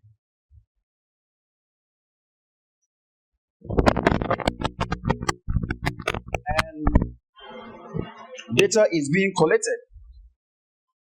Committees and subcommittees' recommendations are not tried in of history, implemented or reviewed one after another. One that readily comes to mind was the ad hoc committee on the roadmap to success held in January 2024. That committee was settled forward for the association. Members, I want to that members were not restrained or afraid to speak the truth in that committee. They were blunt when truths and facts were put together. Some of those members are here today, and I stand to commend them for the work they did at that time. A gradual implementation of those recommendations has brought the revival of Southern Integrated Ventures Limited, spearheading a new project in the agro-allied economy. Our animal feed wing is enjoying a lot of goodwill and patronage. Sales peaked this month with farmers in need to beat regular scarcity during periods like this every year. The demand for our goods could not be met due to low capital. Incremental funding being part of the blueprint should be upped and sustained to 25. By the end of this month, data pertaining to our recent sales activity will be made available. It is intended data will be captured in detail. Profits made from inception on September 24th to our inroads in the month of December. Doubts from certain quarters regarding the viability of this project.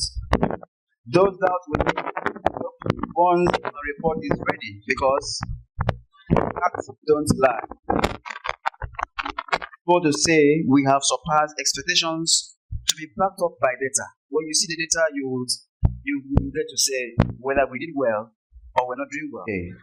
So I want to encourage every one of us, especially those who have joined the association later on, much later, to be consistent, to give their all, to go the extra mile, to work harder, all for the success of the association, because there are people who are benefiting from us, whether we like it or not.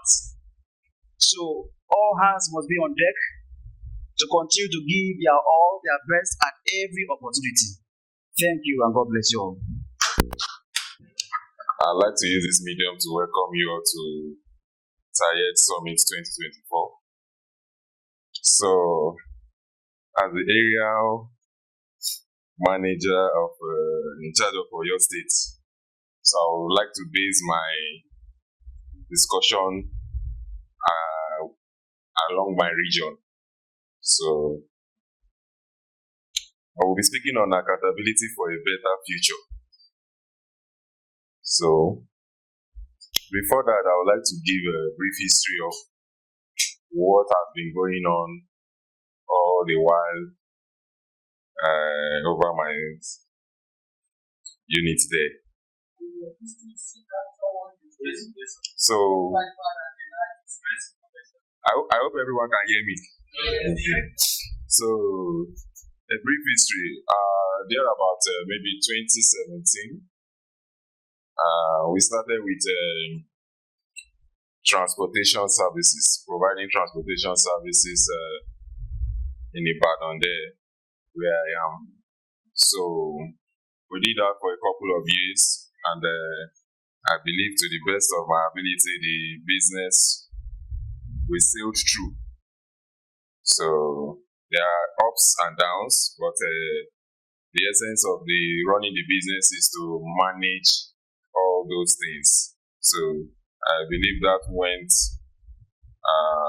at least to some extent we did good in that. As time progressed, we ventured into other things. We looked at other opportunities around the location. I think we did that for a couple of years, the transportation business.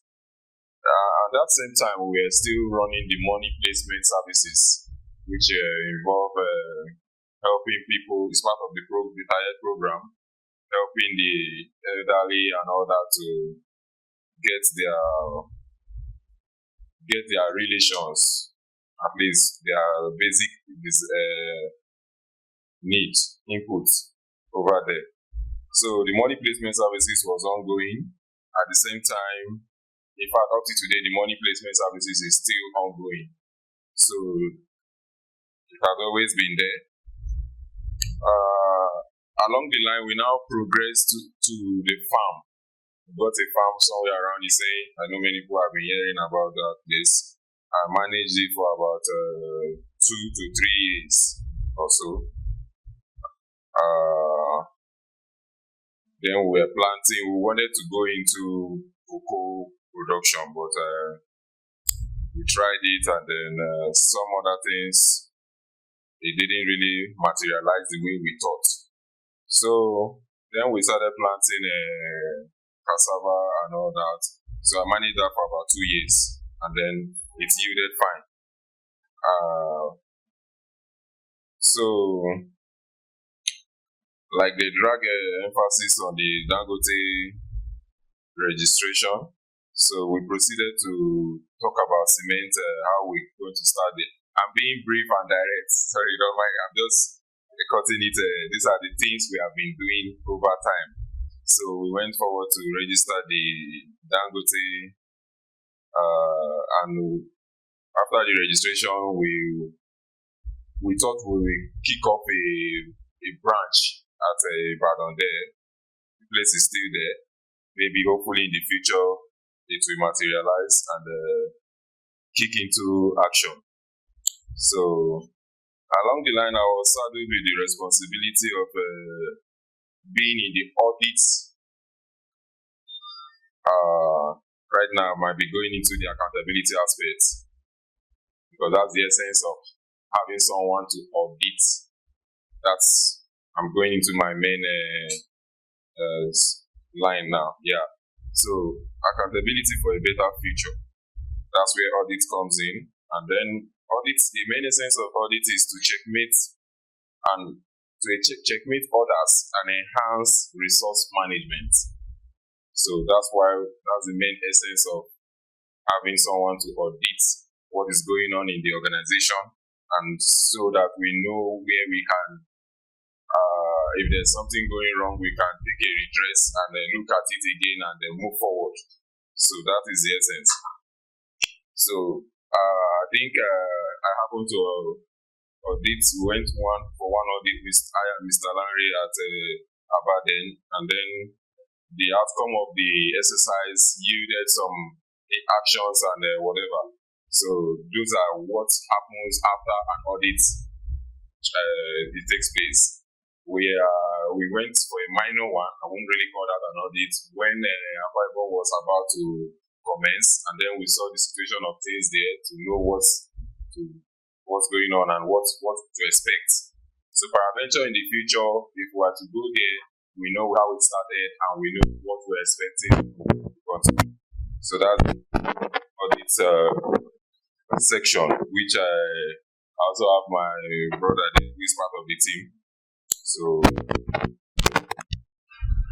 accountability is actually very important. Every member of the organization has to be accountable in one way or the other. Once you are given a task, if the outcome or whatever the expectation might be is for you to be accountable in whatever aspect, which I would like to define that accountability as is the idea that people are responsible for their decision or actions and the consequences of the action. So whereby people can be responsible for their and actions, that is accountability. Whatever actions, tasks you are giving, you should take it upon yourself that you're responsible for the consequences of whatever you are given to do. So why I'm looking at this topic is, if you have like what I say, accountability for a better future is to go. That's why we are talking about this. We might have a lot of hurdles and all that, but we are looking at a future whereby things should get better. And so that's the essence of this topic today. So everybody in the organization should take responsibility of their actions and decisions. So I would like to go further briefly to give you guys some points on the reasons and the necessity for accountability, the reasons why people have to learn to be accountable. So it helps enforce common purpose. Everybody is going somewhere in the organization. So accountability helps us achieve that common purpose. So it creates also, number two, it also creates a clear expectation. So those are the reasons, the points why accountability is very important. The other one is communication and alignment. It helps everybody to communicate the purpose, so and align towards the goal. So then it also helps coaching and collaboration. Collaboration in the sense, most of the time there's one what do you call it? Who falls into each time there's what do they call it? Committee. So people are coming into committees to collaborate and communicate on a way forward, so that when the time comes, people can be held accountable for their actions and inactions. So this also helps consequences and results. That is just like the definition I gave. So accountability promotes on the consequences and results. You take a responsibility for those consequences and whatever results. Along the line, you see they are clapping for some people. It is because they have done well. So if they are clapping for you, you have done well. If they are not clapping for you, maybe you have not meet up to the standard. But what I'm trying to say is that everybody should be accountable for whatever actions and inactions. I think I will stop there. I just wanted to give a brief history of the journey from along my side, and then how we to a successful future. So thank you everyone. It's my pleasure having you all. I believe from what we have heard, we've been able to know one or two things, isn't it? So I want to begin by looking at the information given by Mr. Kajitan. You've heard how much he has been able to revive our registration with the NNPC. You have heard also some of the obstacles we experienced at the end of the day, isn't it? And he has also been able to put across some commendation to other members who have been one way or the other assisted to the success achieved. So Mr. Yutin made a presentation, although it sounded more academic than, that is a fact. It sounded more academic, but some of the things he has provoked are not within our understanding. He was talking to a big company directors, and who understand the nitty-gritties of what is economics, what are the indices available, what is either inflation or depression, as the case may be. However, he has been trying to bring to our attention some important elements to assist us in forging ahead and also in helping in one way or the other to make sure that our approach and our actions and inactions are targeted towards achieving what we have targeted or what we have set for ourselves as a mission. or as a vision, That is what we were doing. In the past, this is where we are.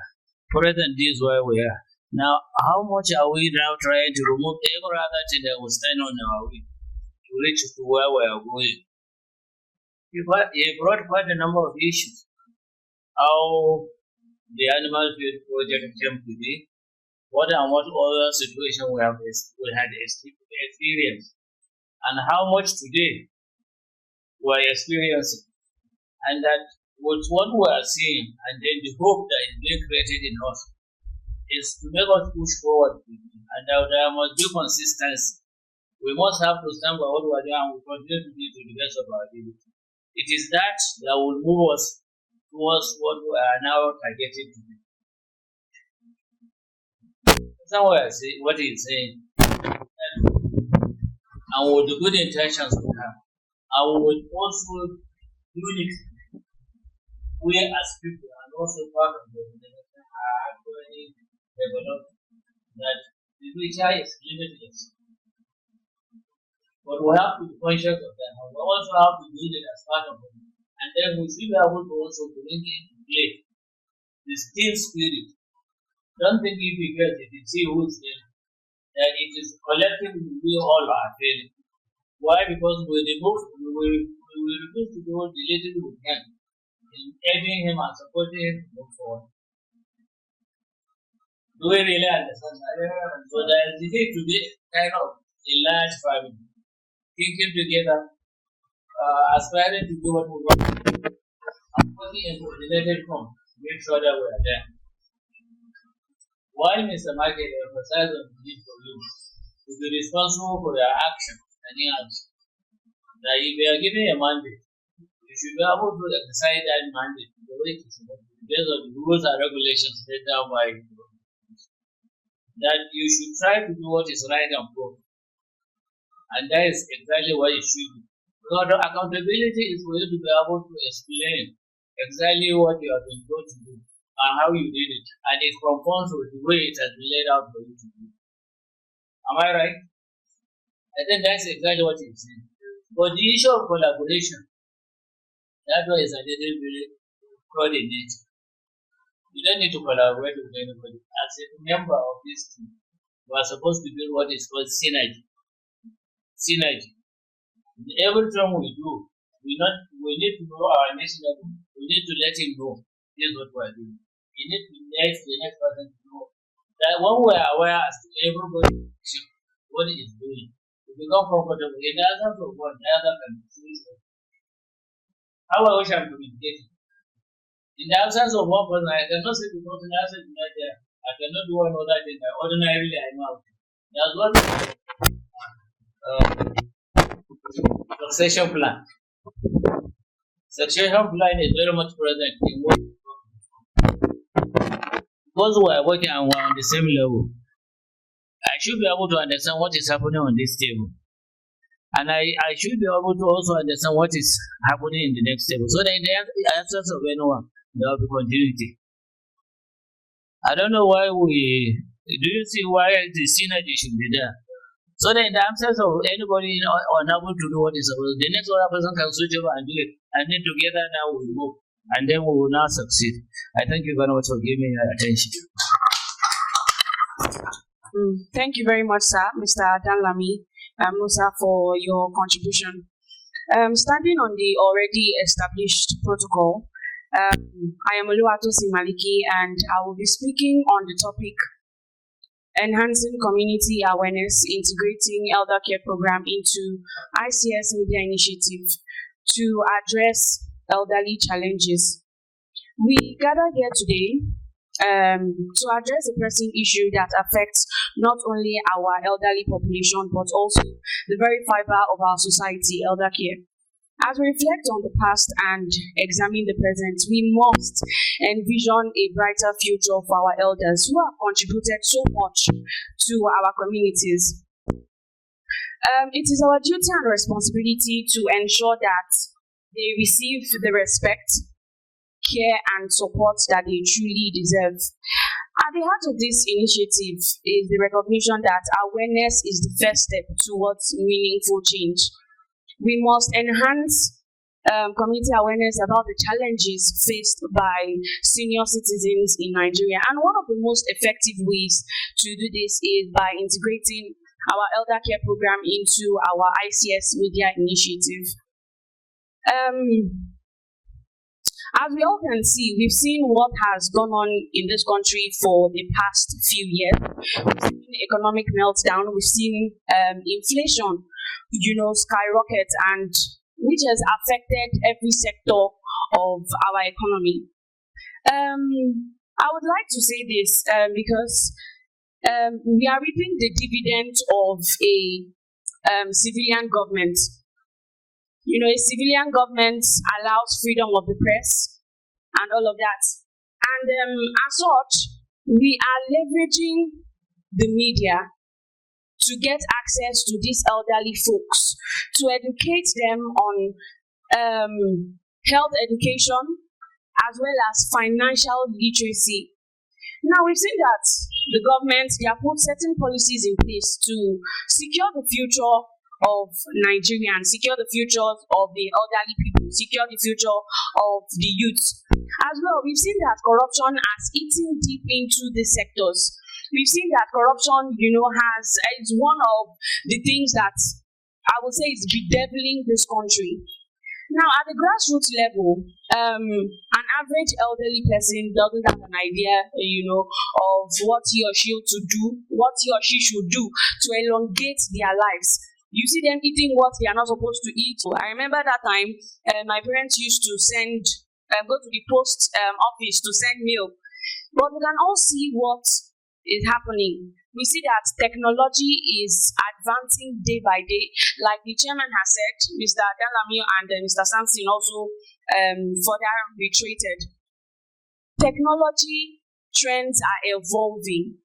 And as a communications company, and as someone who is part of the ICS department, Integrated Communication Service, we are there to disseminate, we are there to educate people, and not just education alone. Aside from being in our studio, disseminating this information, we are going down to the grassroots level to talk to these people, to ask them how they are faring, to shed a light on some of the things that they are facing. Now, there are a lot of irregularities in the state and federal government system. We see how people evade justice. For example, I mentioned the pension scheme that was introduced to Nigeria, which has also been adopted by some, private organizations. This system was set to secure the future of the elders. Now, imagine a civil servant who has worked for 10 to 30 years, almost 3 decades in service, and they retire hoping and praying to, feed off this pension money. At the end of the day, some of them die without collecting this pension. Some of them have died. And what happens now when some of these people die? The people at the helms of affair, they pocket the money. So this corruption is something that has eaten deep into our country, and our media station, our studio is there to unearthing some of these irregularities in the state and government level. We want to unearth it. We want to share the light. We want to spread the word. There's this thing in communication. There's this theory. It's called agenda setting theory. Now, what that theory posits is that the media has the power to set agenda for discussions. Now, what does that mean? If, for example, a story or a trending story breaks out today, Channels TV picks up on that story, TVC picks up on that story, NTA picks up on that story. All the media outlets, they pick up on that story. What will happen is, if they stay on that story for like 1 to 2 weeks, that story would see the light of the day. People would continue to ask questions, and they would want to see a solution. To the end, they want to see a solution and what would come out from that story. We want solutions in this country. Now, we've seen often and not some of these our political leaders, we've seen them evade justice. Let's take, for example, how many of us remember far back, I think that was during Buhari's tenure, when it was about leaving office, and Emefiele, the then CBN governor. He was going for the post. He was contesting for the post of the president in Nigeria. If you remember that time, there was this situation. They were printing out naira, and the naira was not enough. It was not in full circulation. I'm sure we can all remember how this scarcity of naira, how it, dig a hole into our pockets. We can see how, the corrupt practices of this man, was out there in public display for everyone to see. But when he came out from office, this man was not brought to justice. He was not brought to book. He was not held accountable. Now, another thing that poses hindrance, to our elder care system in Nigeria is the lack of accountability and transparency, which government officials lack. Like Mr. Michael rightly said, when there is unaccountability, when there is lack of transparency in an organization or in a system generally, you see that things go haywire. So this is what we are here for. This is what our department, ICS, is here for. And aside that, the contents that will be going out on that will be disseminated on our YouTube channel are contents that are educative, contents that are entertaining. We will be inviting guest speakers, from all over Nigeria to come and speak on topics that are, burning at the heart of people. We've seen that the hardship in this country is so much. We've seen that our elders are not well taken care of. Look at the health sector, for example. If you go to the health sector as an elderly person just to receive medical services, just to receive immediate medical attention, they will tell you that you have to wait for your turn. Now, I remember, I think a few months ago, I had an emergency, I had ear problem and I had to quickly go to the hospital close by my area, and I got there around 6 a.m. They told me I had to wait my turn. I didn't end up seeing an ENT doctor that day. I had to go the following morning, reach there by around 5 a.m. for me to keep a slot. So imagine that kind of system that, is not straightforward. It's almost like things are not, the government, they are trying their best. We must say that they are trying, their best, but I feel like they can do better. Because when you see that the health sector, which is one of the areas that should be functioning in a country, we see that medical practitioners are leaving, they are jackpying, because they are seeing an enabling environment where they can thrive. That was what our doctor was saying, Dr. Isioma Olagunju, our keynote speaker. That was what she was saying.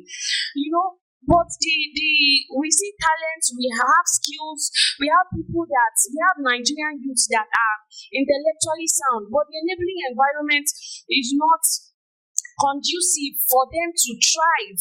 We have doctors. There was this story of a doctor I read about, a Nigerian doctor who left, who traveled outside the country to further his education and all, and he got an office position as I think a medical director, and he was one of the first people who performed surgery on separating a twin.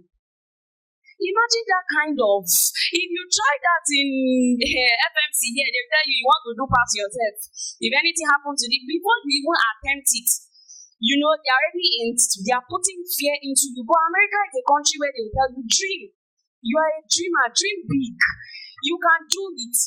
So in a country whereby, we have scarcity of food, the inflation is continuing, is almost, is going to the peak. Dollar to naira. Imagine few years ago we were buying a liter of oil for about 300 naira.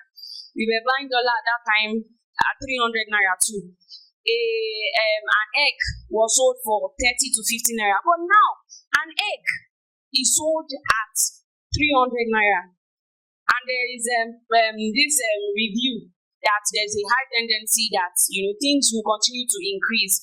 So where do we go from here? If the media doesn't do its job, on shining light on some of these issues, everything will be swept under the carpet.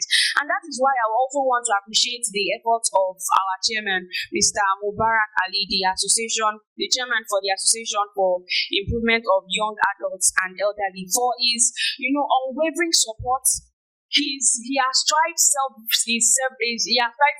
to make sure that the ICS department, they are up and running, although we've hit some hurdles, but I'm sure by 2025 we will be back on our feet. The moment our YouTube studio starts functioning, we will kickstart our content production. You will start seeing our content, and I'm sure that our target audience too will also enjoy this content that we are pushing out to them. And let's not forget, at the end of the day, this elder care program is meant for the elders, but let's not forget, young adults too are also beneficiaries of some of this content that we put out there. Why do I say that? I, as an young adult, very soon, I will reach 50. Very soon, I will reach 70. So I will also become old, like our able chairman here and the rest of our very important persons here. I would also become old now. So our content would help teach these people how to plan for the future. Financial literacy is very, very important. A lot of our elders, they are ignorant of, alternative measures, alternative means, or alternative methods of saving money. There are other insurance schemes that are out there, which we'll be talking to them about. There are other saving plans, that they can put in place to make sure that their future are well taken care of. Now, often or not, we will see that a lot of our elders these days, most of them are still alive because of their children. Let's not lie. Because far back when they were maybe probably 30, 40, they were educated and they decided to train their children to school. These children, they are more or less like investments. You understand? They are more or less like your investment. So when you train a child, and they now grow up and they start working, they will place you, the father and the mother, on payroll. They will place you on salary. You'll be receiving your salary every month. That is what is keeping most of our elders today in Nigeria. If not that, most of them would have gone to heaven, sir. Most of them would have gone to heaven. So we want to see a way, we want to find a way to elongate the lives of our elderly ones. We want them to live, happily, in good health. They say health is wealth. Health is wealth. There are some people who have millions of naira and they are looking for how to get better. There are some people that are praying today, God, if I can just stand, or if I can eat. There are some elders who are just, they are alive, they are bedridden. There are some elders who they are passing tube into their mouth to feed them. So when you have health, every other thing will be added onto you. It's a gradual process. So that being said, at the core of our department, that's integrated communication service, our goal essentially is to see that our elders are nurtured in such a way that they live a long life. We want to see them be financially buoyant. We want to see them live to that expectation. We want our elders to live at least above 100. It's doable. It's doable. They say black don't crack. We have the ability. We as Nigerians, do you know that we live longer than the white people? We live longer than the white. God has given us that, friendly environment. We don't experience climate change as much as they do. If you go there, you see earthquake. Some of the Nigerians that are there, they are running back to their home country. When the war between Ukraine and this other country, see Nigerian students who were there studying, all of them, they ran back to there. They remember after they have jackpot, they knew that having staying in their home country is safer because we don't experience war. We don't experience war. War is not a good thing. I've seen stories of how missiles were flying, across the air. It's not something that we want to witness. So we want to make sure that our elders, live a long-lasting life. We want to educate them. We want to enlighten them. With that being said, I think I will end my speech with that. Thank you very much. Another round of applause, please. She has done quite very well. I will appreciate you for this very beautiful presentation you have made. And the key element that even interests me more, some of us that are old that take certain substance different from what it's supposed to be. And the person that came to my mind was my Ogade. with all due respect, you see, there is a level to which you take anything, and there is a level to which you don't take anything. As you grow, your system are also decaying, and that there are certain elements in you that can take certain things, and there are certain elements that cannot take. So there is a need for you to reduce certain things you are doing when you are younger, so that as you grow with time, and that will elongate your life at the wisdom of God. Abi?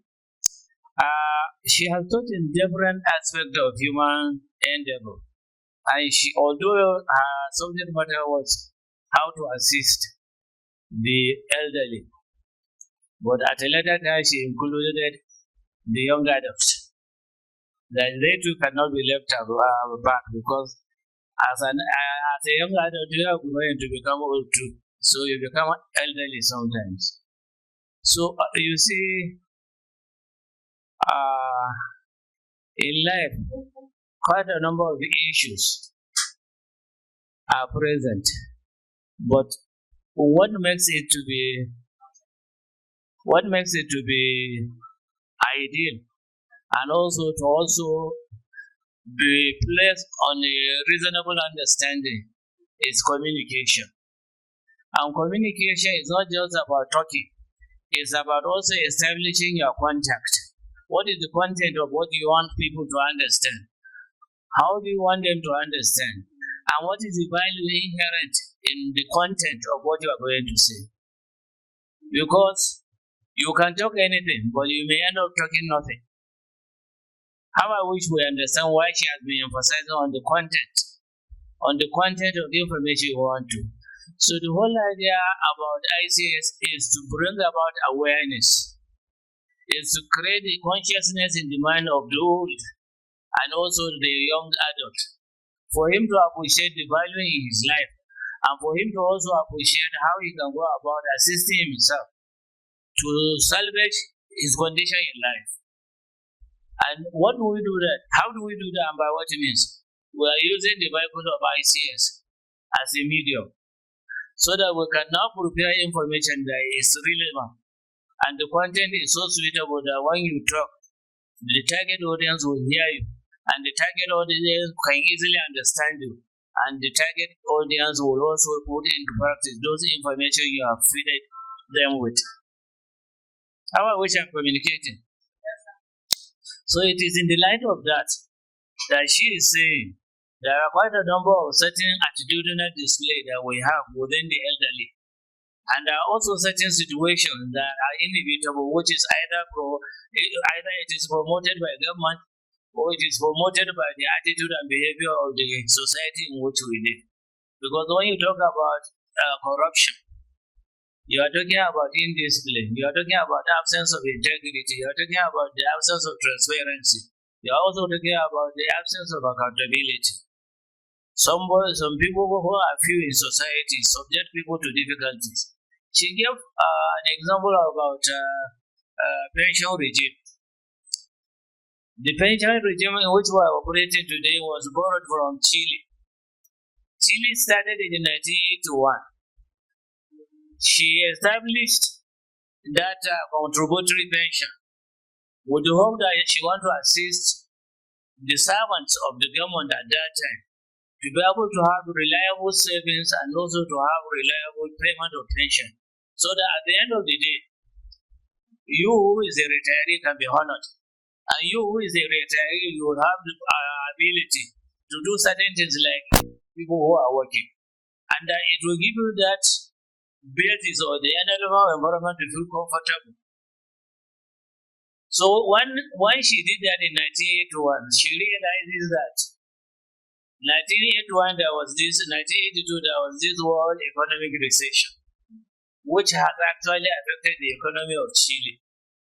So in order not to derail from the decision taken already or from the law made in respect of the new regime contributory pension, they decided to say, okay, we are giving every other pensioner who has retired after the law has been established but he has been caught up or been closed up by the economic recession. We are going to give you bond. We are going to give you bond to represent whatever you are entitled to, which we can after this now pay you back. Or you can have to go and sell it if you want to. You can devalue it and sell it to whoever is interested. And then you now continue to use. And they did that in 1982. And before they even commenced the practice of the pension, they increased the salaries of the workers by 10%. And they now come up by the time they are actually going to do the actualization of the pension. They also said the contributory pension should be 10%. You can see that's equity. And they allow that gestation period to exist so that there will be adjustment. But Obasanjo is goodwill. Right or wrongly, anyway. They imported the policy. When they imported the policy, instead of following the structure of what Chile did, it was on the boot of his speakers, the speaker then, on his carboot, Obasanjo signed the new pension law. As at that time, there was no pension, no PENCOM. As at that time, only the committee of the pension creation that was there. And the same secretary that served as the chairman, as the secretary of that committee was the one that was appointed as the first executive secretary of the commission. Even as at that time, the commission had no office. It was at that time. That's why some of us who were fortunate to have taken the first opportunity to exit were able to exit under the old regime. So you can see in Nigeria we are always good in copying, but sometimes we copy wrongly. And that's why this issue of corruption, this issue of using the pension money to do other things and subjecting the pensioners to difficulties arose. May Allah give us the ability to rectify. So in essence, the import of what she was saying is that in ICS we must have to have a way by which we can reach out to these target people, the old and the adult, the young adult, so that we can prepare information with beautiful content that will now entice them to understand what we are saying and for them to be able to appreciate and put into practice what we are saying. Well, thank you very much for that. Thank you. Giving you the idea of what is to come in respect of ICS program, it's our number one cardinal program.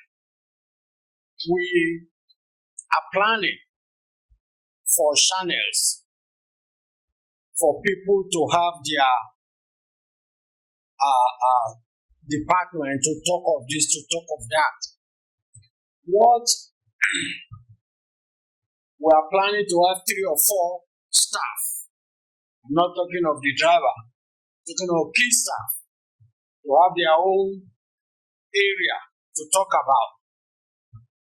When we explained to the government what we intended to do, which they applauded, they were so happy that for the first time somebody is talking about Nigerian issues. Everything we have been trying to build is to get ready for that program. It's not going to be easy. It's not going to be easy. You see, we've been having problems. We've done about 3 or 4 interviews to bring people together. They will come, maybe we are not doing it well. I don't know. I know I've participated 3 times. He has participated up to 3 times.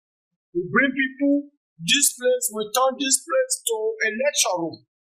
22 people were employed. We started weeding them one by one.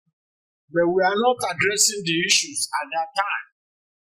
I don't want to talk about investment portfolio, like what we are doing in Akwa Ibom and all that. Those are supposed to have been in place since. We're supposed to be handling 30% of our need. And then, apart from that one, elder care projects supposed to also have about 30.3% and 33.3% of our total output. But the main one, which also supposed to have 33.3%, we could not do it, whether we are not doing it right.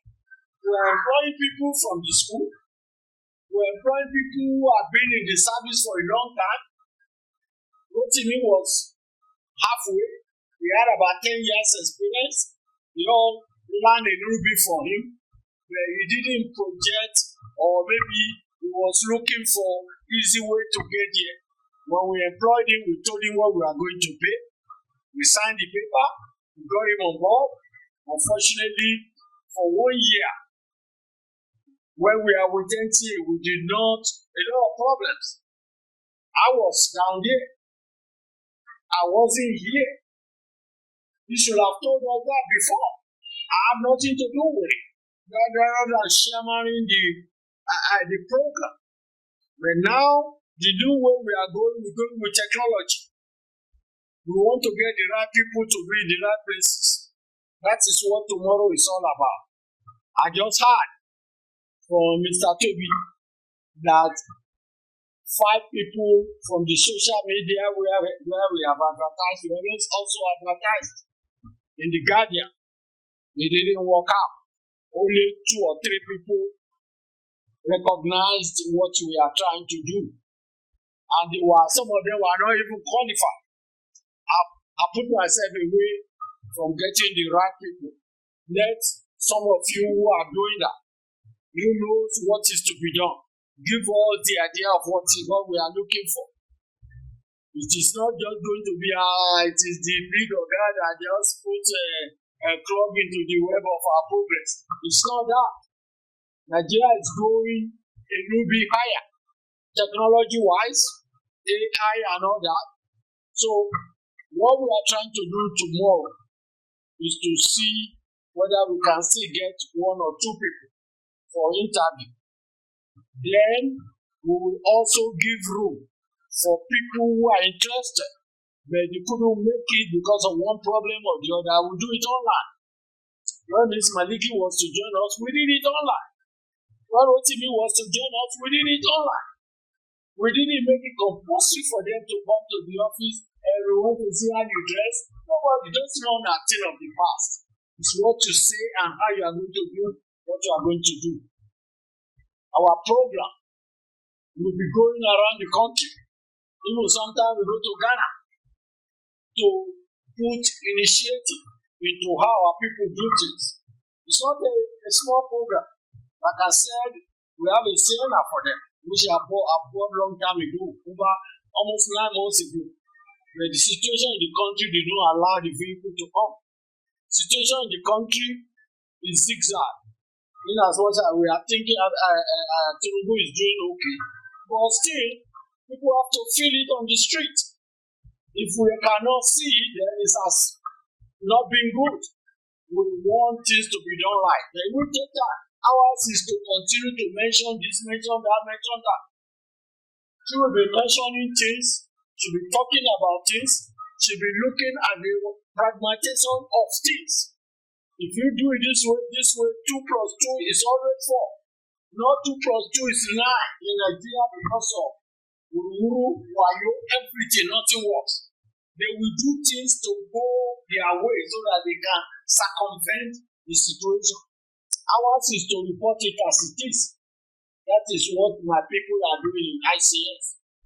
ICS, we have been trying so many things, it didn't work out. Hopefully this new initiative, this new idea will start working when everything is in place. We are going to have their studio. We're going to have a place where we talk to adolescents, younger people that are growing. I've seen some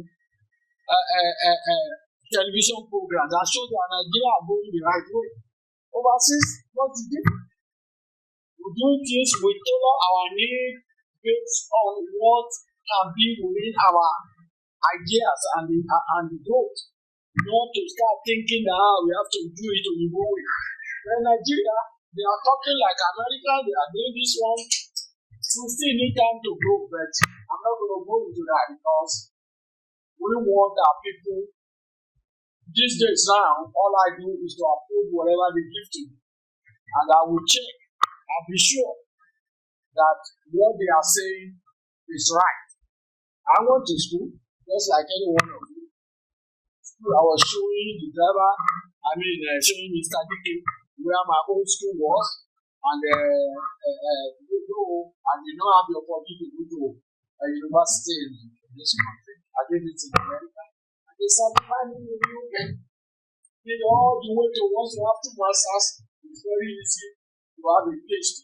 It doesn't take long. 1.5 years, you get PhD. Write your paper, say your dissertation, defend it, that's it. And the 4 people that will write it, they write it, that's how we get PhD. It's not hard.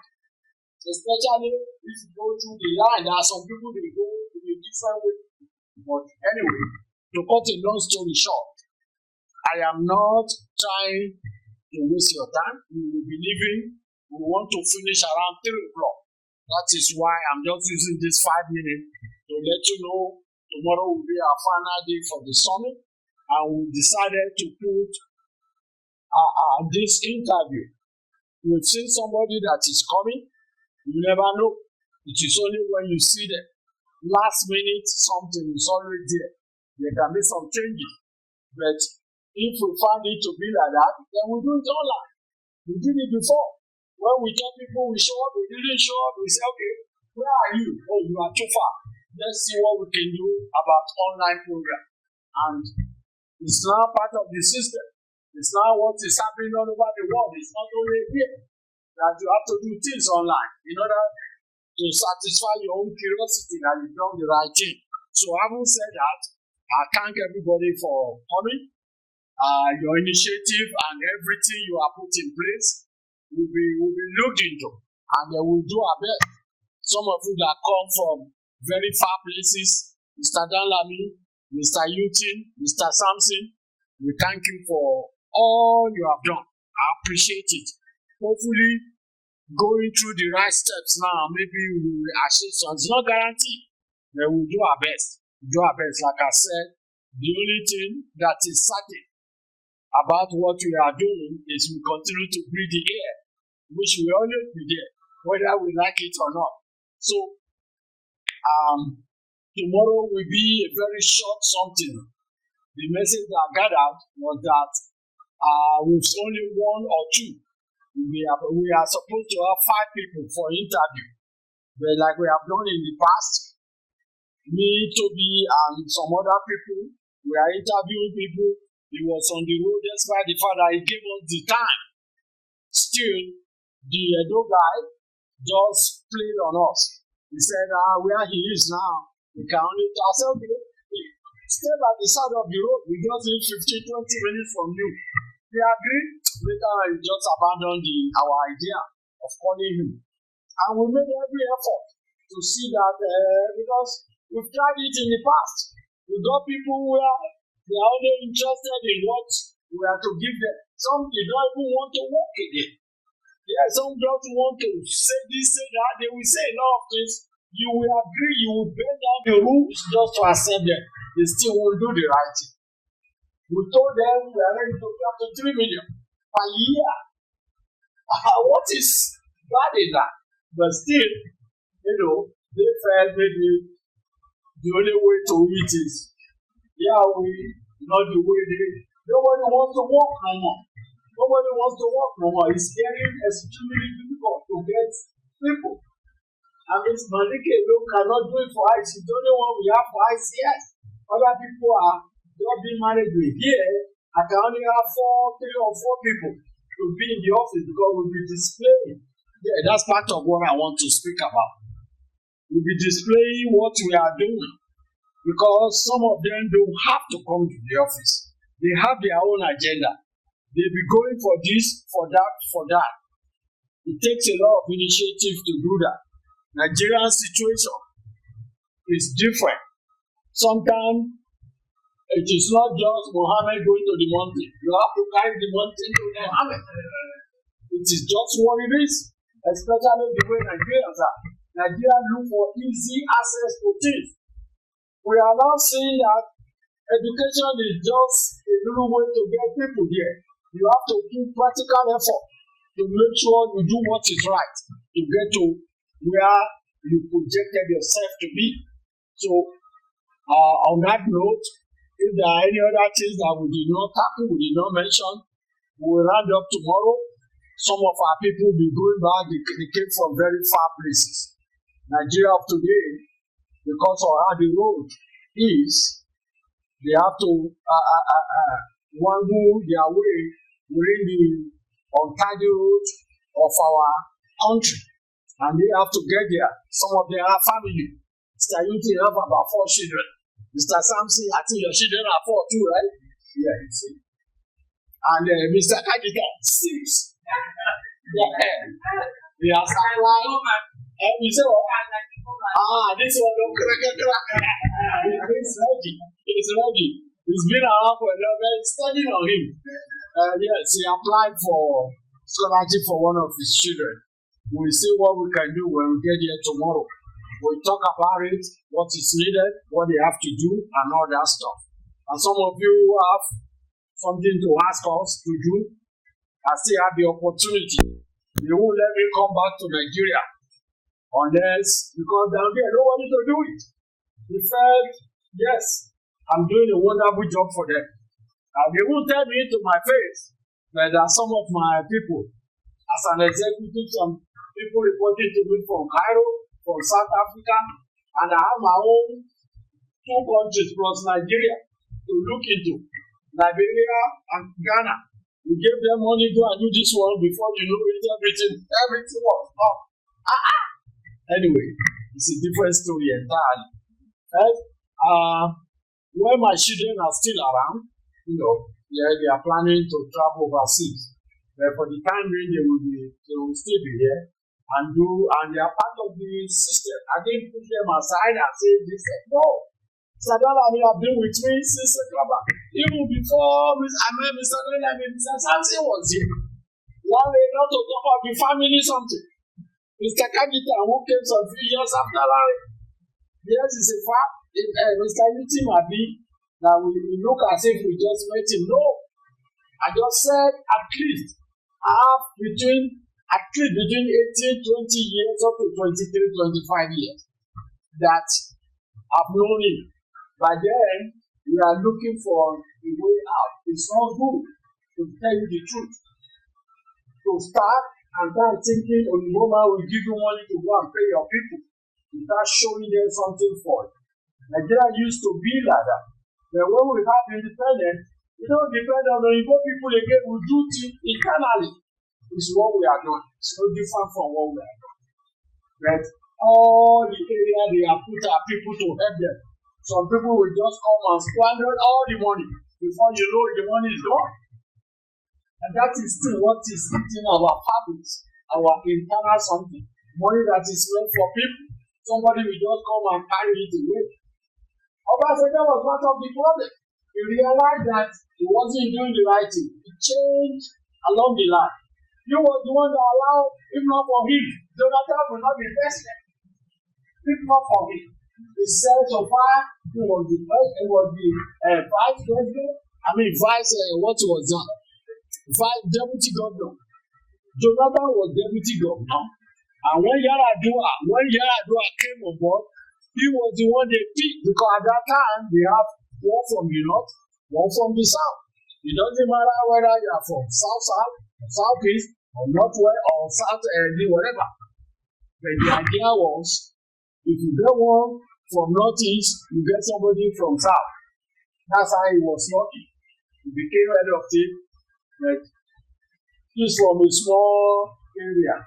He didn't make people like you who did not give him the chance to come back. That's how politics is played. Most people do not know. They say, Tinubu is a jagabond. Yeah, right. Go and see Trump. They even shot him. They almost killed him 2 times. That's how politics is played everywhere you walk. You try to eliminate your opponent. It's like that. It's nothing wrong. The only thing when you get there, do the right thing. He did.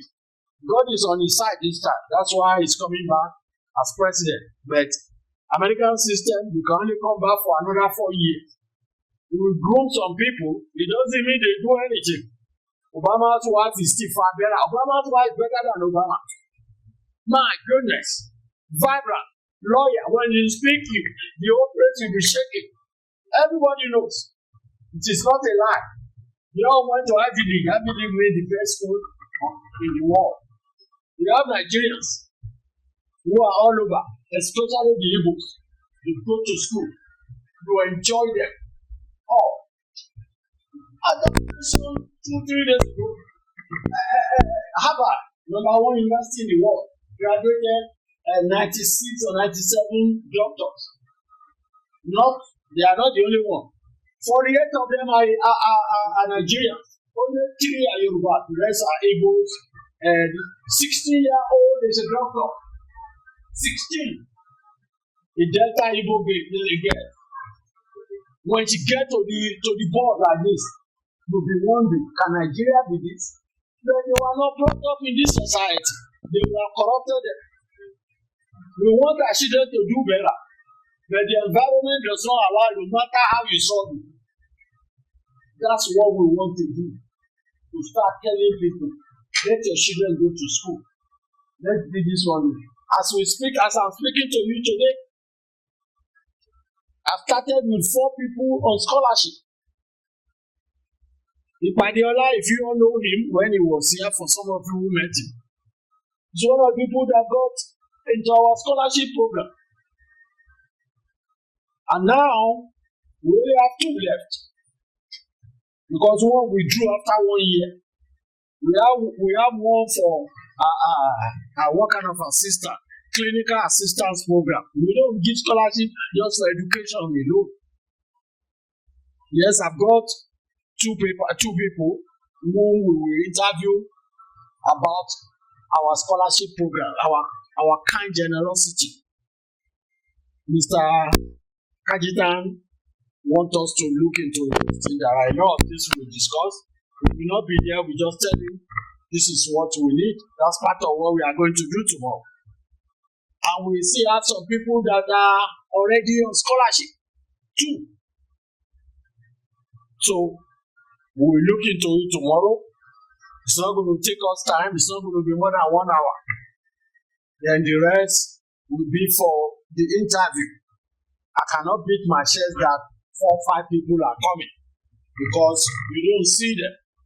Most of the time they tell you they are not around Lagos. You will find out, where are you? If it is something we can do online with them, we do it. That's how the world is going now. Because it's not that they don't want it. They want to be assisted, which we are ready to do. But when you don't give us the chance to participate in our calling system, there's no way we will know what you need. You have to raise your hand before we can call you. But it's unfortunate.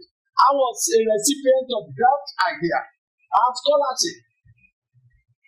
There was a time I had 2 together. They gave me from Ogun State, from my mother's side. My mother happened to be Ademola. And from their group, Likwede did one for me. And yeah, I got one from Federal. Federal is more powerful. It's the one from Federal. And I have promised myself I want to give back. The people that employed me in America, they started from knowing who I am, what is in your life. They will ask you for your life goal. And you mentioned it, somebody wants to help you. We are having it in America till tomorrow. Where you want the reason for doing what I'm doing is because somebody helped me. I want to help somebody in return. Not everybody does it. I'm not the only one that use government scholarship, federal government scholarship. But at least as far as I'm concerned, we are no more than 2 or 3 in the country. Yes, this is the opportunity you had. Then give others. It is what central banks had of me, and they are interested in me. And they ask me, am I ready to go to Nigeria? I said, yeah, I go anytime for my people. I was employed in central bank right from America, not here. I wasn't employed here. Yes, I came, they sent me to Lagos for my area of this. I was having masters, 1 master at that time, 1 master's degree. It was later I got the second one, and I got PhD. So anyway, not to waste, I don't like to talk about personal achievement. I like to throw everybody, let everybody try to be somebody. Let us now sit back and see how we can come in. That's what I do in America. I help others. South Africa is giving me wonderful idea. Same thing with Cairo. Those are the places I supervise. And I talk to them on phone. I don't have to visit. I've visited South Africa a long time ago. So, ladies and gentlemen, I appreciate your coming. Whoever don't give in vote of thanks, I don't think we do it today because we are like you call it in Nigeria. The important thing is to understand what we are doing. Summit is done every 3 or 4 years. The last time we did one was 4 years ago because of pandemic. We cannot do it for the 2 years that was recommended. Every country have their own problem. Our problem is population.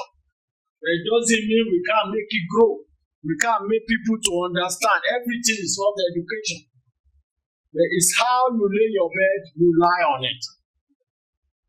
So, if everything I've said is just to close for the day, unless somebody have anything to mention, I appreciate your concern.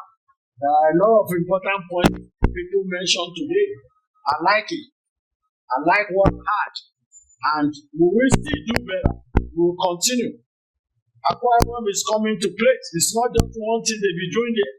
They are even going to be doing cooperative society. We have certificate for it.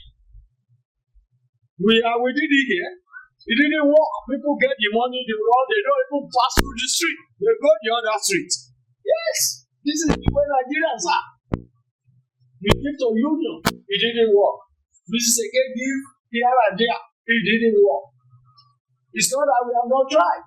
The only thing is we suppress it. We won't do it unless it is enabling. We getting the right people handling it. And that's one of the things I'm trying to get when it was approved for us. And let Mr. Newton be prepared for that. There are a lot of things, good things we are doing there. You may not know. Just because we don't expose ourselves does not mean we are not doing anything. Yes. We got a place we are leasing. It's bigger than this place to accommodate 3 or 4 stores. And we have planned for that one to be there and everything. So I thank everybody for coming. And we'll continue from tomorrow.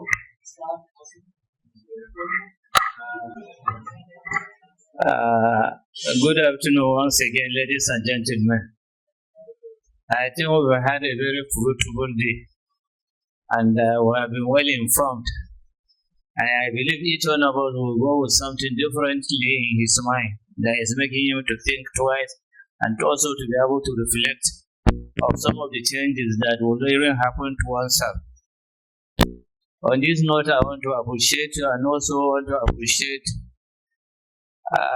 what God has done to us today for giving us the opportunity to gather here and to be able to brainstorm about the way forward with direct respect to the organization to which we all belong, that is the TAIYAED.